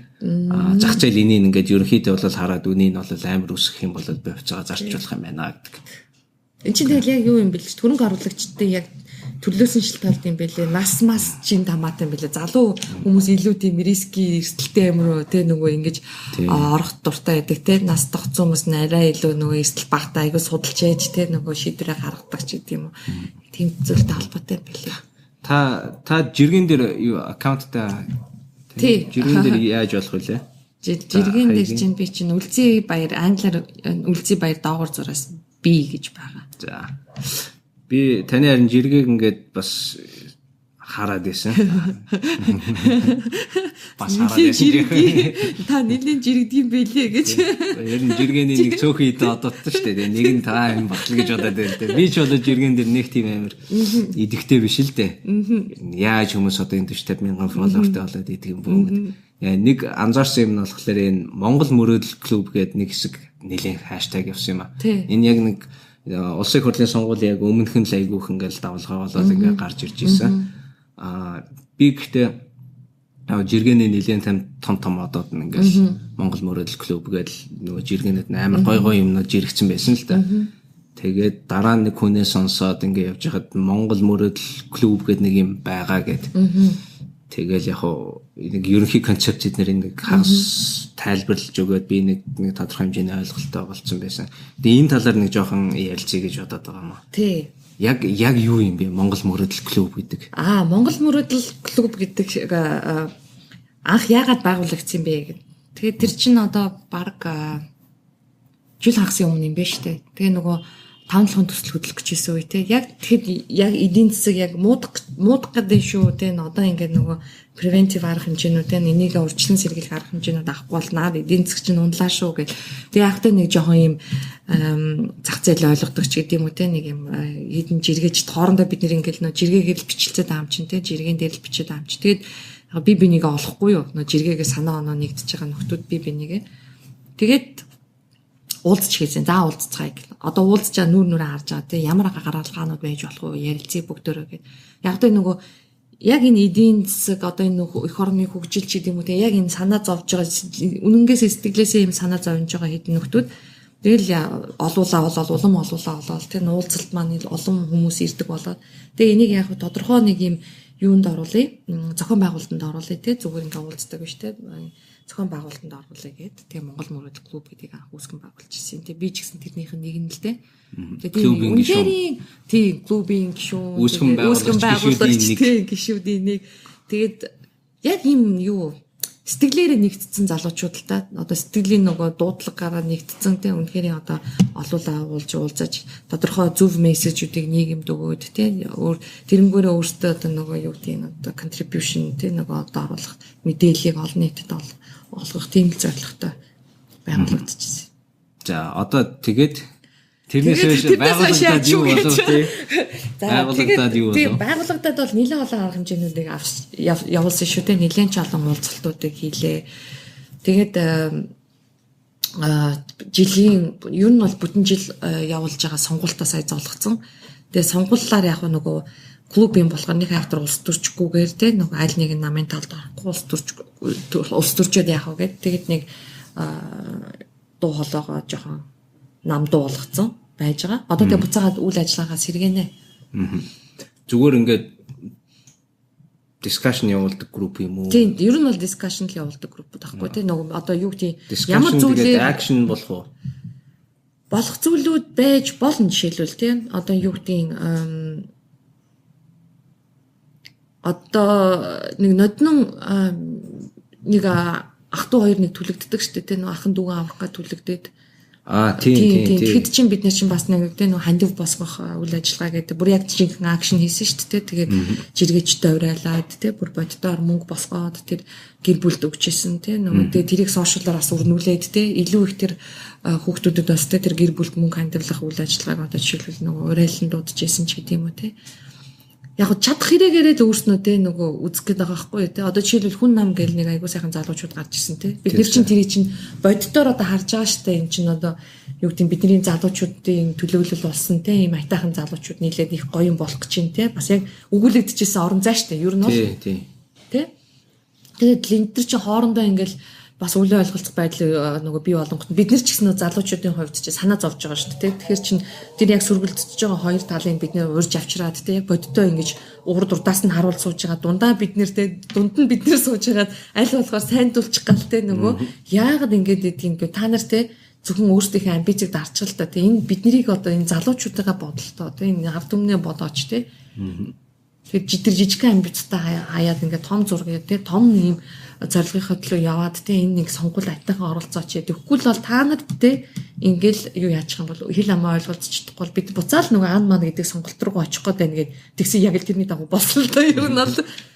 тэгээ ингээд нөгөө нэг иймэрхүү нэг одоо юу гэдэг зөндөөл юм хийдгийг ингээл нөгөө те нэг нийгэмд хэрэгтэй юм хийчих гээл үзэл байгаа юм л хоосон шимтлээд байх ш зүгээр ямар ч үсэн хийгээд үдсэн дээр юм байна л тий зүгээр те нөгөө юу гэдэг бүтгэжсэн тий хүмүүс чинь тэгдэг штэ нөгөө жиргэн дээр ингээл нөгөө нэг шүмжилсэн хүмүүс байгаа л идэг гэл тэгдэг те бичгээс цаашгүй гэ те цэцэн мэргэн тий цэцэн мэргэн те нөгөө юу заримч нөгөө юу гэдэг илээ хоррор морор юу галзуу имлэг гэл ярьдаг штэ тэгээ яг тий тэр бол нэг амар хүн жиргээс тэгэхээр чин одоо зүгээр жиргээд суугч биш те яг юм боддоор энэ зүгээр л яг үн сэтгэлээр л хийж байгаа юм шүү дээ. Тэгэл уулзаал бүгдөө уулзраал те нэг ч гэсэн нэг юм зөв мессежийг залуус дүүргэж хийсэн те энэ нэг бодлогот нэг энэ хүмүүсийнхаа энэ хэлж байгаа зүйлүүдийг те нэг хүргэж хийсэн бодлого шийдвэр гаргаж нар тэгээ нэг яг тийм сэтгэлээсээ л хийж байгаа юм. Би бас ингээд ажиглаад байхад юу л харагдчихлаа л да. Ардчилсан нам, ардын нам эднэрт бол яг хувь хүний үзэл бодол та. Залуу хүмүүсийн төлөөлөл бол айгүй хязгаарлагдмал байна л гэж бодоод байна л да. Яг намын бодлогыг дээд түвшинд нь шийдвэр гаргах төвшний хүмүүсүүд нь бол бүр ондоо төрлийн амтэлээ юм шиг байлээ л дээ. Одоо парти элит гэж нэрлэдэг байгаа. Тэд нар ингээд намаа аваад явна. Хичнээн популист воттой, популист дэмжлэгтэй байсан ч гэсэн тэр хүмүүс бол хизээш намын удирдлагын төвшөнд гарч чадахгүй гэсэн байдалтай байх шиг байсан л да. За энэ бол зөвхөн Монголд ажиглагдаж байгаа юм биш л дээ. Би сая юуны Америкийн ерөнхийлөгчийн сонгуулийг бол нэлийн их дагаж явсан л да. Өөр анханаас нь. Яагаад дагах болсон бэ гэсэн чинь Bernie Sanders гэдэг нэг цагаан өстэй үгэн гарч ирэл нэлийн шуугилва. Тэгэл ерөнхийлөгчд нэрээ дэвшүүлж байгаа гэл. Тэгэл ардчилсан намынхын талаас нь ерөнхийлөгчд нэрээ дэвшүүлэх эрхийг авахын төлөө одоо үзэж байгаа шүү дээ. Тэгсэн нэг талд нь шигшигдэж явсаар гал нэг талд нь Bernie Sanders нөгөө талд нь Hillary Clinton байхгүй. Bernie Sanders бол тэрнээс өмнө аягүй олон жил бие даасан сонгогдсон одоо юуны сенатын чөлөө нэгнийхэн конгрессийн гишүүн байгаа байхгүй. Тэгээд ерөнхийлөгчийн сонгуульд оролцохын тулд угаасаа тэр систем нь энэ хоёр намаас л ардчилсан нам юм уу бүгд найрамдах нам энэ хоёрын нэгнээс нь л гарахгүй бол ерөнхийлөгчийн сонгуульд оролцох болцоо ирэхүүд нь ингээд амар хаагдмал байдаг. Тийм болохоор мань хүн ерөнхийлөгч яг бодтоор өрсөлдөхийн төлөө ардчилсан намын гишүүн болж байгаа байхгүй. За ингээ үзлээ, Hillary-тэй үзлээ. Тэгсэн чинь ардчилсан намынхан сая Америкийн ардчилсан намын сая гишүүд Bernie Sanders-ийг ингээ дэмжиж яваад явж байгаа байхгүй. За энэ Bernie Sanders ерөнхийдөө бол баг нэр дэвшээ гарчих юм шиг. Нөгөө талд нь Trump явж байгаа байхгүй. Тэгсэн чинь Hillary болохоор яг Bernie Sanders-ийн гол өрсөлдөгч нь болохоор 3-4 жил юм. За баг сүүлчийн 2008 оноос л хойш л ингээл ажлыг хийгээ явж байгаа хэрэг л та. Супер делегат гэдэг ойлголттой нэг тийм позиц байгаа байхгүй нам дотроо. Супер делегатүүд нь би яг нарийн учрыг нь олоогүй гэхдээ яг хар ухаанаар ойлгосон юм нь юу вэ гэхээр намын элит гишүүд бас нэг конгрессийн гишүүн гэдэг энэ бүгдийн санал энэ хүмүүсүүдийн санал нь хэлэхлээр нийт намын гишүүдийн саналыг бол давамгаалдаг буюу цөөхөн хэдэн мянган хэдэн сая хүний сандыг бол байхгүй болгочтой юм байна гэд. Hillary Clinton болохоор энэ хүмүүстэй амар сайн ойрхон ингэ яваад байсан. Энэ супер делегатууд элитүүд нь Hillary Clinton амар дэмжиж ингэ яваад байсан. Bernie Sanders нь юусаа гарч чадаагүй. Сая тэгээ ингэ сонгол болсон чинь Hillary Clinton осуулж байгаа байхгүй. Тэгээд тэдний ардчилсан Америкийн ардчилсан намын гишүүд бол ер нь бол хогч нэ. Яагаад гэвэл Clinton бол угаасаа нэр дэвших ирэхгүй байсан хүн. Яг ардчилсан замаараа бол тэр эрхээ авсан хүн биш нэгдүгээрт супер делегат гэдэг системийг одоо өөрийнх нь талдаа эргүүлэх тийм бий болгосон процедурыг сайн хийж чадсан хүн нэгдүгээрт. Хоёрдугаарт Debbie Wasserman Schultz гэдэг нэг хүүхэн байна.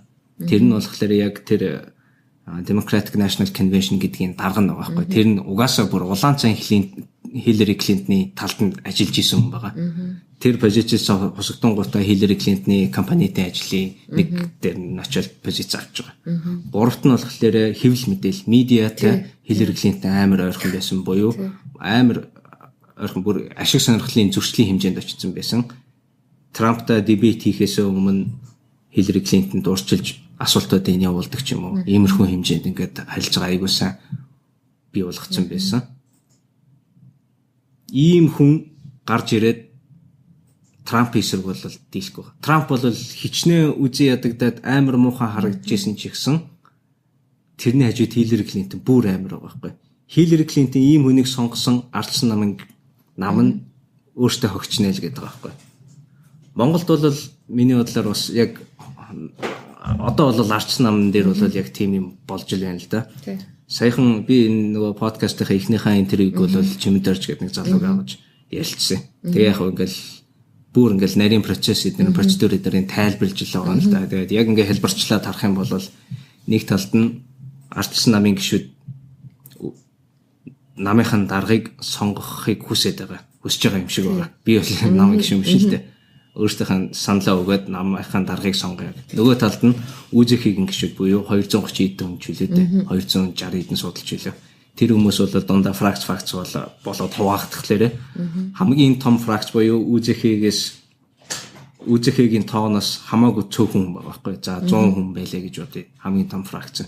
Тэд нэр өөрсдийнхээ нэг хүнийг ингээд томилоод намын дарга болгоч боломжтой байгаа байхгүй. Буюу яг саяны энэ Америкийн ардчилсан намын процедур яг ингээд адилхан харагдаад байгаа байхгүй. Нэг талд нь Хиллари Клинтон шиг намын элитүүдийн санал болгож байгаа хүн. Нөгөө талд нь чимдэрж нийтийн зүгээр ингээд энгийн гишүүн намын даргад ингээд өрсөлдөөд ардчилсан намынхан гишүүдийн дэмжлэгийг аваад ингээд явж байгаа хүмүүс бол яг энэ систем рүү үзэх юм бол хизээж чимдэрж гэдэг хүн бол ардчилсан намын дарга болж чадахгүй. А гэхдээ тэр нь бол нийт ард түмний яг юунд нөлөөлөх байхгүй. Сонголтод нөлөөлнө. Буюу үүзэхийн сонгосон гишүүдэд саналаа өгмөөргүй шүү дээ. Үүзэхийн сонгосон даргад бол саналаа өгмөөргүй шүү дээ. Гэж нэг иймэрхүү нэг юу байгаа юм л да. Нэг юм ажиглагдаад ингээд яваад байгаа. Тэгээ ялангуяа манайхаа одоо жишээлбэл юу вэ? Хүн амынхын 75% тийм 35-аас дээш насны залуучууд шүү дээ ерөөсөө. Тэгэхээр чинь энэ залуучуудын саналыг авахын тулд тийм энэ залуучуудын дунд намынхаа нэр хүндийг одоо өсгийл гэж бодож байгаа бол ардчилсан нам бол ялдчихгүй л залуучуудаа гаргаж урдлынхаа игнэнд гаргаж ирмээр л санагдаад байгаа шүү дээ. Тий. Ер нь яг нэг өөрчлөлтийг хийхгүй бол тий ардчил гэсэн концепцэл хэрэгжүүлмээр л байгаа байхгүй. Би болохоор юу гэж бодож байгаа юм гэхээр за яг сайн сонгуул болдгоор болоод өнгөрсөн. Би нөгөө ардчилсан намд энэ айгу нуу ялагдсанаар ардчилсан намд айгу том шанс болох юм болов тий нөгөө өөрчлөгдөх гэж айгу найдсан байхгүй юу?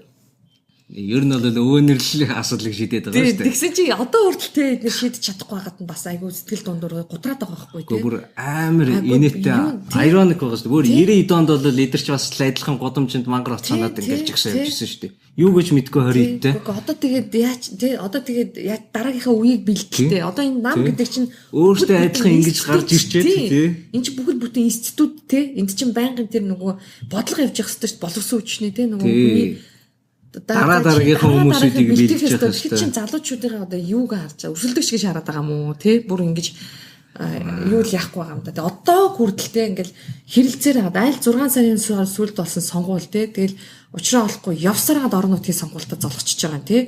Тэн дээр дахиад ялагдаж байгаа те. Одоо тий яах гээд байгаа юм те. Одоо ерөнхийлөгчийн сонгуульд ордод энэ намныг юм бодооч те.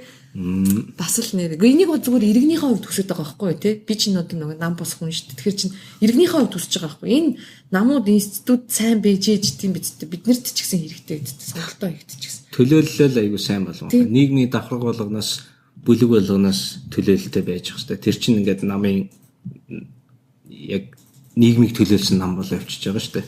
Тийм шүү дээ тий. Төлөөлөл айгу сайн. Яг үнэ давхаргын төлөөлөлт юм байх хэрэгтэй. За төлөөлөл нь байсан ч гэсэн тэр хүмүүсүүд нь хоолойгоо нэгдээд нэг санал дэвшүүллээ. Тэр саналыг хүлээж авах уугүй гэдэг өвөөнөр одоо 20 эдэн жилийн өмнө залуучууд хэсэг өнөөдөр бол өвөө болцсон л явж байгаа. Улс төрийн хөгшин амьтад эрх мэдэлтэд энд дасцсан. Тэрийг явуулмаар байгаа алдахыг хүсмээр байгаа. Тэгсэн мөртлөө яг өөртөө бол 90 донд бас адилхан ингээл амар мундаг эзэлизм яриад гараа явж байгаа л.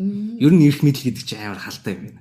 Хүнийг бол бодоо олж байгаа шүү дээ тий. Гэхдээ хараа би юу анзаарсан гэж манад дээ шүү дээ тийм тогтолцоон буруу юм байна тий. Нэг ингээд юу яадаг буруу болохоор одоо нөгөө яадаг ямар ч юм сайн хүн тийшээ очсон мангас болт юм байна. Одоо ингээд үе ерөнхийлөгчдийг харж ахт ч гэсэн тэр тий. Эцсийн шатны ерөнхийлөгч болоод дээ ш. Тэнд очиод мангас бүр амар мангас олоод гарч штэ ер нь бол тий. Тэгээд зарим нэг шорон моронд яваал одоо тий. Тэгэл ачигддаг. Тэгээ өчтөр би яасан гэхээр нөгөө Трампын хүмүүс амар pop те нэг хамаагүй юм ярьдаг гэж яриад. Өчтөр тэр нөгөө спич хэллээ шүү дээ. Үгээ хэлсэн чинь нөгөө шал өөр дүр төрхтэй Трамп гарч ирж байгаа үсттэй. Тэр бол жинхэнэ Трамп шүү. Тий. Тэр бол яаж нөхөр үшээ тэр яг тийм тогтолцоо байгаа байхгүй юу? Тэр систем нь. Тэр систем нь шууд удирдах явж байгаа байхгүй. Чи өнөөдөр ерөнхийлөгч болоод яллаа шууд системэнд ороо явж байгаа байхгүй нөгөө хүн чинь. Нөгөө те нөгөө хаа намаагүй ярьдаг те попдаг гарчин тэр ерөнхийлөгчийн сонгуульд ялаал энэ дээр гарангуудаа шал өөр юм ярьж штэ тий. Нөгөө Хиллерийг чамаас та шохрон тийм шүү гэдэгсэн гарч ин тий. Хиллерийг бид нэр баярлах ёстой өдр гээл тий. Талархах ёстой өдр гээл ярьж штэ тийм үү. Тэгээд би та нарын төлөө ажиллана инээ тий. Тэгтээ энэ яаж ийн үү гэж өшө тогтолцоонд ороод эхэлсэн энийг илэрлэнэ гэж би харсан байхгүй. Яг бол өчтөр тэнд тэгж тий ёорох байсан бол бүх бирж өмнө хааш унаад бүр солиорох байсан. Тий. Гэтэл өчтөр эсэргээрээ тий ярьж исэн шигээрээ байх хайр байсан бол зах зээлээд амар хэцүү бол амар хүнд болох байсан байхгүй юу? Тэгээд тогтолцоонд байгаа учраас тэнд хамаагүй дуурж болохгүй гэдгийг мэдж байгаа учраас те өчтөр тийм шал өөр үг хэлж байгаа байхгүй. Тэнгүүд өчтөр бирж анх удаа эн чинь 8 онд Обамагийн тэ сонгуул 12 оны Обамагийн сонгуулийн дараа дандаа биржүүд дундаг байсан хаашин. Америкийн хараа ингэсэн гэж 1928 оноос хойш Америкийн 22 удаагээс ерөнхийлөгчийн сонгуулийн 15-нд дандаа ханш ундаг байсан гэж байгаа байхгүй. Индексүүд ундаг. Тэд өчтөр эсэргээрээ яасан гэсэн чинь өссөн. Futures нь унж эхэлжээснээс үлдээ нэгдэн гутаа болцоогаал. Тийм, ахын үг ах үг гэлээ. Дараад нь бүгдөө тэгэл үндийг л басаад ирээ. Өчтөр бүр 1.5 та нэмэгтэй хаагдаж бүр гайхаж юу болчих вэ яаж ч нөгөө амар унжсэн чинь те. Хөрөнгө оруулагч нар болоо системд итгэж штэ. Тийм байгаа зүтэй. Тэр чи тогтолцоо гэдэг юм айгуу чулаа. Тийм. Солиотой нөхөр ерөнхийлөгч болсон ч гэсэн систем тэр солиотой хүнийг бол барьж чадна гэдэг. Байгаа байхгүй. Яагаад гэвэл те тэнд чинь тогтолцоо тэр мэдчихэж штэ. Тэрний хүн ч гэсэн очиод мэдгэр байхгүй. Би хамаагүй дуурал те зах зээл будаа олно те. Улс орон будаа олно гэдгийг мэдж байгаа болохоор хамаагүй тэнд дуурах. Манай попо тэгэд яа дуурдаг вүлээ?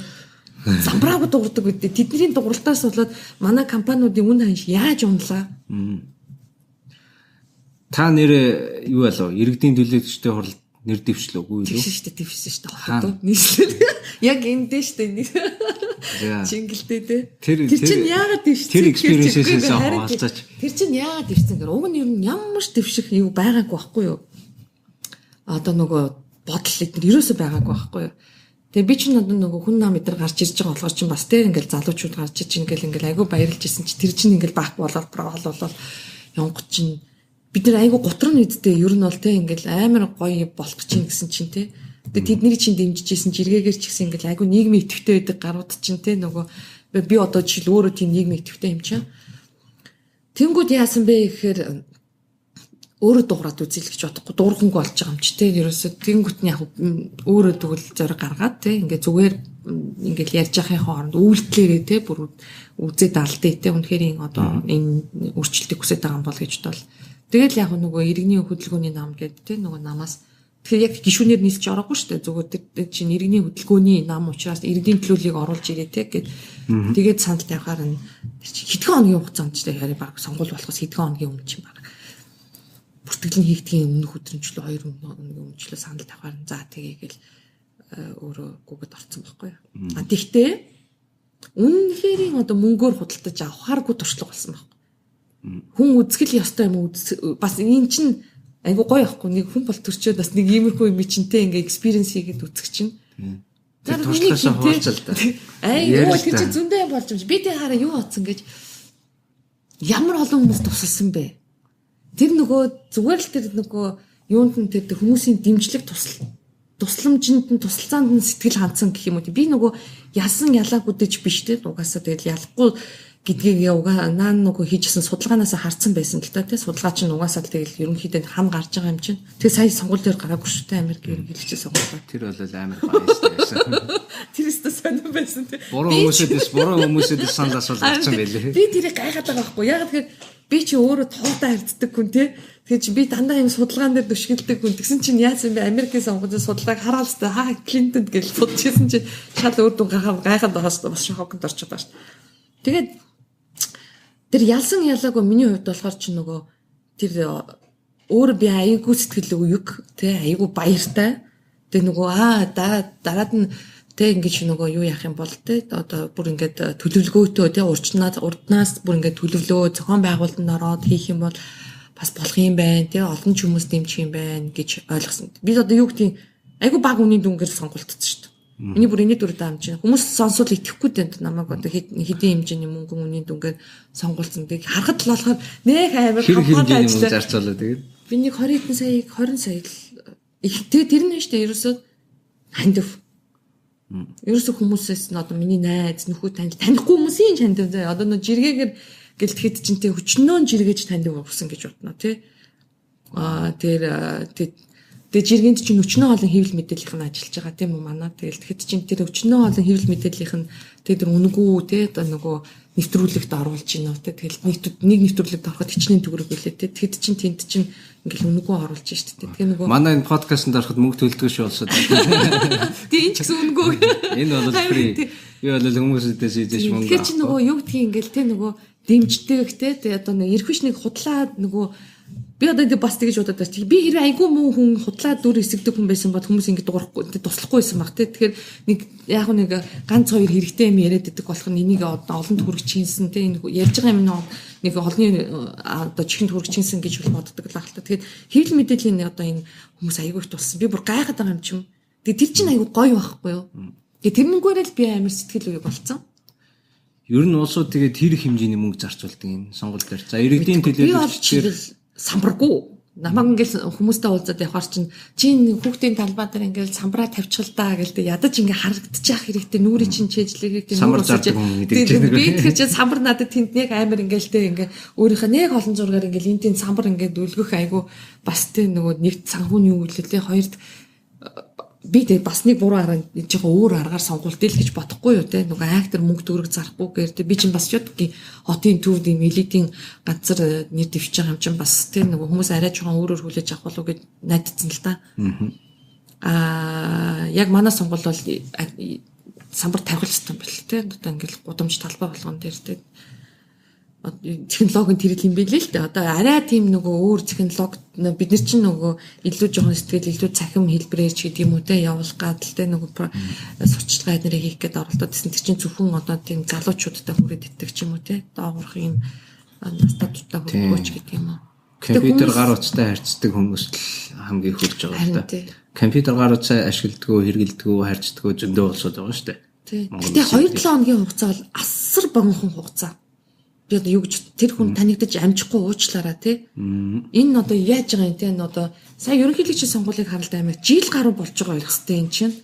Та дараачийн сонгуульд одооноос бэлдэж эхлэх хэрэгтэй юм шиг. Тэр чинь одоо 2-7 хоног өгчөж байгаа. 2-7 хоног те яа 15 мянган хүн яаж очиж амжих юм те. Одоо бодоод үзье. Тэр чинь анх хүн ойлгодгүй юм билээ шүү дээ. Яг өөрөө хийгээд үзгээрээ те. Oh my god энэ чинь яста те үнэхээр бүтэхгүй ажил юм байна гэдгийг ойлгох юм билээ. Тэг чин тэгээд үнэндээ л бас болохгүй шүү дээ. Бүгдөөнд нь бид нэр иргэдэгч боломж олох хэрэгтэй байхгүй. Хоёр намд нь ч шүү дээ. Саяын сонгуулийн үр дүн бас яг л тэгж харагдаж байгаа байхгүй. 2-7 хоногийн өмнө хин ч өөрийгөө таниулж амжихгүй. Тийм учраас л танихгүй байгаа учраас те нарчлан намдаа уурлсан гарууд нь хэний ч мэдэхгүй байж ман гэдгийг л бөглсөн болохоос биш. Маны тэр нөхрийн за танилцуулах материалууд нэр уншсан нөхөр үгүй шүү дээ ерөөсөө. Тэр чинь нэг иймэрхүү сонголт. Тэгэхээр чинь энэ чинь хамт иргэдийн сонголтод бас нөлөөлж байгаа юм чинь те. Айгу буруу л гэж би бас бодод байгаа. Би харин бас манай нийгэмд сонгуулийн оролцоо эрч бол яг босод усуудтай харьцуулахад бол харьцангуй гайгүй өндөр л юм байлаа. Гэхдээ л бас хангалттай байгаа байхгүй. Чүтээ ядан 56-7% ч үлээ ирсэн. Яг үнэхээр ийм нийгэмд иргэн болоод амьдарч байгаа. Арчилсан нийгэмд ямар улсад амьдрах шийдвэрээ гаргах хамгийн үнэтэй зарж болдгоо юм чинь санал байгаа шүү дээ. За яг зарж болно л да. Нөгөө мөнгө тарааж байгаа хүмүүс л нэг 10-20 мянган төгрөг ч юм уу 100 мянган төгрөгөөр саналыг олдож явж болж байгаа л да. Гэхдээ эн чинь яг чи өөрөө амьдрах байгаа нийгмийн сонголтыг хийж байгаа. Дараагийнхаа үед чинь шууд нөлөөлөхөөр айгүй чухал юмнууд явж байгаа болохоор ер нь л бол саналаа өгөх хэрэгтэй. Хийж болох хамгийн бага юм штэ ер нь саналаа өгч чинь гараал нэг цагийн л ажил штэ сонгогчийн боловсрол байхгүй өөртөө бид нэ тэгэхэд чинь би ингээд нөө саналаа өгөхгүй л ирж ах чинь гэж юм чи маа таар дээр хин твсэн тэгж хандж байгаа байхгүй манай бид нар өөрснөөс хариуцлахгүй байхгүй сонголтонд дараад нь бид нар ийм сонголт хийчээд ийм хүмүүсийг сонгочоод дараад нь олон талаа юм яриад тэнд комплейнтэд дуурлаад гомдоод ах хэрэггүй байхгүй юу бид нар өөрснөө сонголтонд өөрснөө хариуцлагатай хандах хэрэгтэй тий бид нар тэр хариуцлагатай хандах хүмүүс юм те бүр өөрснөө материалыг аваад бүр зарим хүмүүс те ингээ бүр өрцсөн те намаар бүгдөөрингийн уншаад танилцж байгаа заяа. Тэгээд сонгогчтой уулзалт хийж явахад чиний тэрий чинь уншсан чинь ингэж илээ. Эний чинь юу гэж байгаа юм гээд те. Тэр асар цөөхөн. Дийлийнх нь ялангуяа залуучууд. Хөгчүүд бол ойлгомжтой уншдаг юм байлээ. Залуучууд за хөгчүүдээ угаасаа нам чирхцсан юм бэл. Залуучууд бол вообще уншдгүй юм бэл шүү дээ. Брошюр машур гэхээсээ ер нь хэлбэр нь контентийн одоо хэлбэр нь л ондоо болчиход байгаа. Залуучуудад төргмээр байгаа бол миний бодлоо шүү дээ. Өөр хүрдэг тий. Видеогоор юм уу, YouTube-ээр ийм подкаст маягийн юмар залуу хүмүүс бол өөрсдийнх нь цагийг одоо контент хэрэглэж байгаа бол буюу кино үзэж байгаа бол телевизэрийн цагаар явдаг байхгүй. Орой 9 цагаас кино гарна. Тийм болохоор бүх ажлаа 9 цагтаа тааруулаад тойруулаад киногоо үзнэ. Биш. Би өөрийнхөө ажлуудаа бүх юмнуудаа хийж чөлөөт цаг гаргахлаар тэр киног чи интернетээс татаад үзчихдэг. Орой 9 цаг вэ, 10 цаг вэ, өглөө 8 цагаас ч үзэж болно шүү дээ. Тийм хүмүүс зориулагдсан одоо кампэний сурталчилгааг хийх ёстой юм болов гэж бодоод байна л да. Тэгээд ч яваандаа ингээд гар утасны үн бол харьцангуй хямдхан болоод энэ технологийн компьютер мобидрийн үн бол ингээд баг багаар ингээд үн унаал байна. Ер нь бол хүн болгонд хүртээмжтэй болох хэмжээнд очиж байгаа байхгүй, хүн болгон ашиглах боломжтой болж байна. Компьютертэй болж байна, гар утастай болж байна гэдэг чинь интернетэд амар хямдханаар холбогдох бололцоонд бий болж байгаа байхгүй. Интернетэд холбогдож байна гэдэг чинь асар том мэдээллийн системд хүн төрөлхтний бараг л нийт хүн төрөлхтний мэдээллийн системд холбогдох бололцоо үүсэж байгаа байхгүй. Тэрийг хүмүүс интернетийг яг кино л гэж харж л байгаа. Би бас нөгөөтэйг юу гэж бодож байна вэ гэж чинь ингээ хүмүүс уцтайгаа л явдаг болсон тий. Тэгэхээр одоо нөгөө сонгуулийн ерөнхий орооноос нь ч байна уу нэг юм аппликейшн хийгээд тавьчихад яагаад болдгоо бол тойрог дээр дэвж байгаа хүмүүсийн тий бүх мэдээллийг нь оруулцдаг. Тэгээ ядаж ингээд тий нөгөө санал өгөхөөс өмнө өөрийнхөө тойрог дээр нийт дэвж байгаа хүмүүсийн тухай айгүй easy things шүү дээ. Уг нь бол хийгээвэл тийм би яг үнэхээр хийх юм бол тий. Тэр хүмүүс тэр мэдээлэл олох бүх боломжийн болцоог нэгэд өгчөлтөө тий. Тэгэл сайхан уншаал за энэ хүмүүс байгаа юм байна окей гэл ингээд тий. Тэгвэл тийм ч юм байхгүй тий. Тэгэл шал дэмий ингээд цаасыг ингээд би бас ингээд харамсчихсан яг үнэндээ хэлгээд тэр олон хэрэгтэй хэрэггүй нөгөө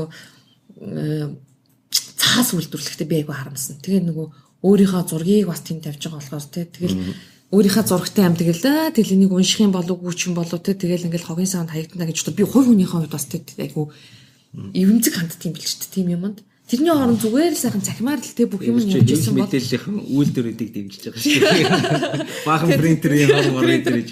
Тэр миний дээр зардлын дийлийнх нь ерөөсө тэрэнд л гарсан шүү дээ. Ерөөсө тал нь ерөөсө баг энэ баахан плакат те сэтгүүл мэтгүүлийн дээрх самбар мамбар энэ явцсан шүү дээ. Үндэ л бол би тэг бодож байгаа яа ийм аргаарч тэгэл сонгуулийн ихээр энэ бол хэцүү юм байна гэж үзсэн.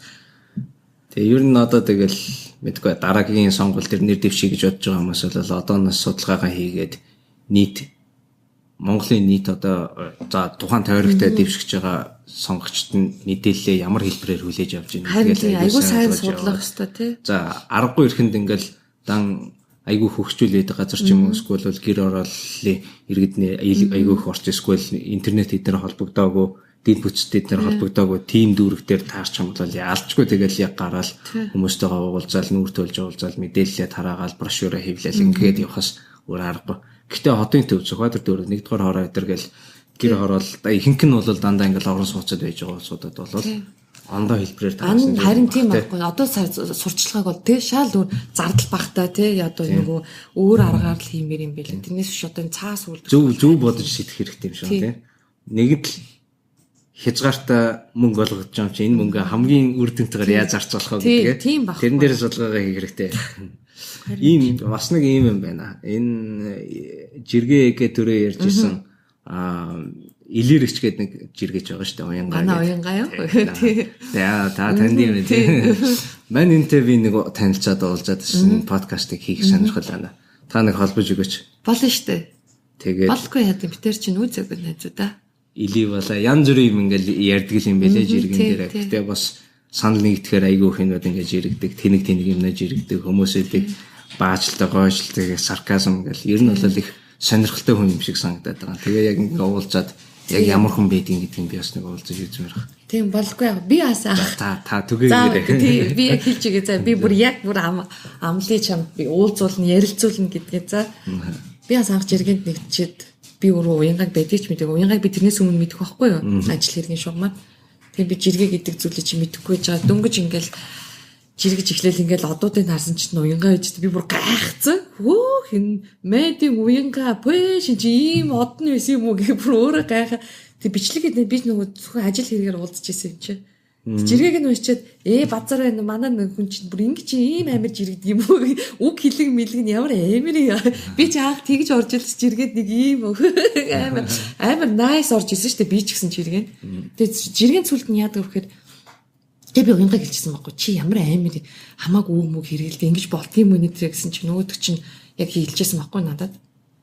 Айгуу чи ингээ хүн болгонд nice байх гэдэг тэрийг ингээ тайлбарлах гад өөрийнхөө тэг хүрэх гээд байгаа мессежийг тайлбарлах гад ингээд нэг айгуу цаг хугацаа нерв шаарддаг. Тэрний оронд пад гэд хэлсэн хамаагүй дээр юм бэлээ.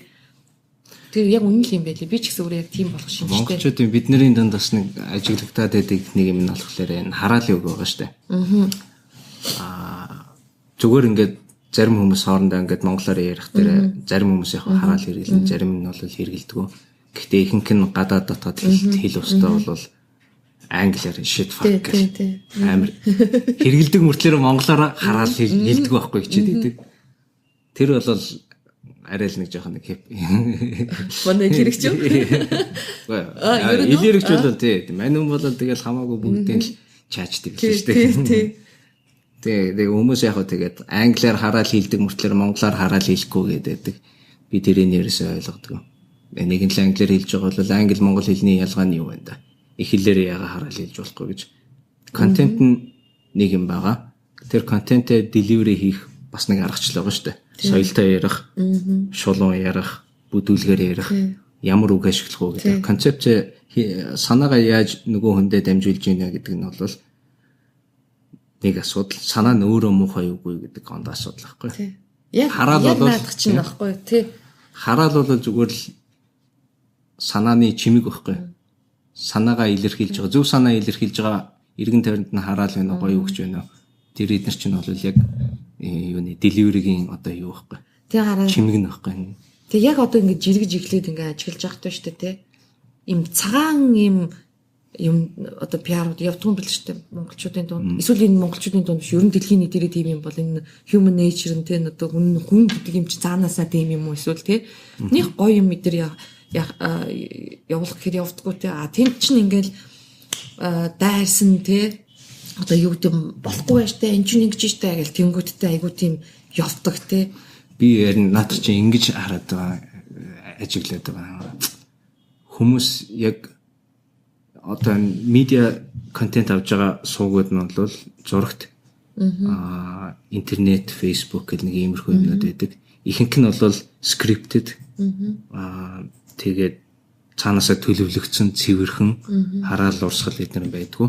Тэгээд залуу үе бол энийг бол хуурамч гэдгийг мэдээд байгаа байхгүй. Эсвэл бол жоохон хуурамч гэхэн чаашийн зохиомл гэдгийг бол мэдрэгддэг байхгүй. Залуу хүмүүст яг юу хүртээд байна гэхээр яг жинхэнэ юм амьдралтай юм уу? Түүхий тий, түүхий роо яг амьдрал дээр хүмүүс хоорондоо яаж ярьдгийг. Хараал ерөөлтөг бүгднтэй л ярьдаг үстэй. Уурлах үедээ бол уурлаад яг жинхэнэ эмоц гаргаад Клинтоныг амар их шүүмжлээд исэн юм чинь Клинтон чинь хизээч тийм юу байна. Тий, хуурамч гэдэг баг. Жинхэнэ биш, genuine биш гэдэг байгаа шүү дээ. Трамп бол хажууд нь амар жүжиглж ийсэн байж магадгүй. Гэхдээ бол амар жинхэнэ юм шиг харагдаг. Хиллари Клинтон бол хажууд нь цаанаас нь яг гэл зарцсан амар бэлтгэгдсэн Google юм шиг л харагддаг байхгүй. Тэрийг бол залуу сонгогч нар бол хараад аюу мэдэрч байгаа байхгүй. Жинхэнэ юм хөсөд байгаа. Raw юм хөсөд байгаа. Битгий фильтрдээ чи, битгий янзлаа чи, битгий гой болгооч чи. Зүгээр л яг байгаагаар нүг. Селфи хийхдээ битгий фильтрдээ тавиад байгаа чи. Яг үнэ. Тэр чинь амар осолдоо шүү дээ. Ер нь яг тиймэрхүү юм хиймэл юмнууд чинь би айгүй их мэддэг байхгүй. Ягаад гэвэл ингээл нөө фэйсбүүкийнхаа зурагчтай байлдаа гэдэг чинь тэр үедээ ер нь бол хүн байгаагаар л байх хэрэгтэй. Би бас зураг мургаа тавиад ямар ч фильтр хэрэгэлдэг байхгүй. Яах юм бэ те? Тэгэл ингээл тэнд ингээл бөө аппликейшн ашиглаад ингээл нэг амар nice юм фильтрцэн зургнууд тавиад бод дээр ингээ харангууд те амар disappointed болоод бүр хэцүү үсттэй те харснаа ийм юм байсан юм уу өдр гэвэл хэцүү үсттэй. Yes. Байгаагаар л байсан сайхан бидтэй ер нь бол. Би ч жинхэнэ л genuine жинхэнэ хүн лээ. Тий, яг үнэтэй. Хуурамч штэ. Зохион мэлш scripted биш. Тий. За. Хоёулангийн цаг бас нэлээд явчлаа. Хоёулаа ингээд яриагаа үгээр ингээд өндөрлөхөө. Тий да. За цаг зав гаргаад уулзаад энэ подкастыг хийж байгаад маш их баярлалаа. Сонсогчдод маань санхүүгийн зах зээлийн талаар, хөрөнгийн зах зээлийн талаар тодорхой хэмжээний бас мэдээлэл өчөөд мэдлэг өгсөн байх гэж найдаж байна. Хэрвээ эдгээр энэ хүмүүс сонсогчд маань сонирхыг гэвэл тантай яаж холбогдох вэ? Тий, манай одоо нөгөө ажлын утас байгаа тий 310 262 гэдэг утасны дугаар байгаа. 310 262. 262. Арт Capital Group гэдэг тий. Тэгээ санхүүгийн нэгдэлтэй нэг биш тусдаа аж ахуйн нэгж тусдаа байгууллага. Ер нь одоо хөрөнгө оруулалтын чиглэлээр тий одоо хувьцаа одоо бонд ч вэ одоо энэ хөрөнгөний зах зээлтэй холбоотой бүхэл төрлийн мэдээллийг амаар бол зөвлөгөө амаар бол бидэнд бол хандхад бол чөлөөт байна шүү. За тэнийг бас жиргэн дээр олж болно. @үлзий баяр доогор зураас би болдсон би. Окей. Жиргэн тэтгдэн шүү. Тэгсэн жиргэн дутаа болоод гарч байна. Айгүй нээлттэй шүү дээ. За баярлалаа. За баярлалаа.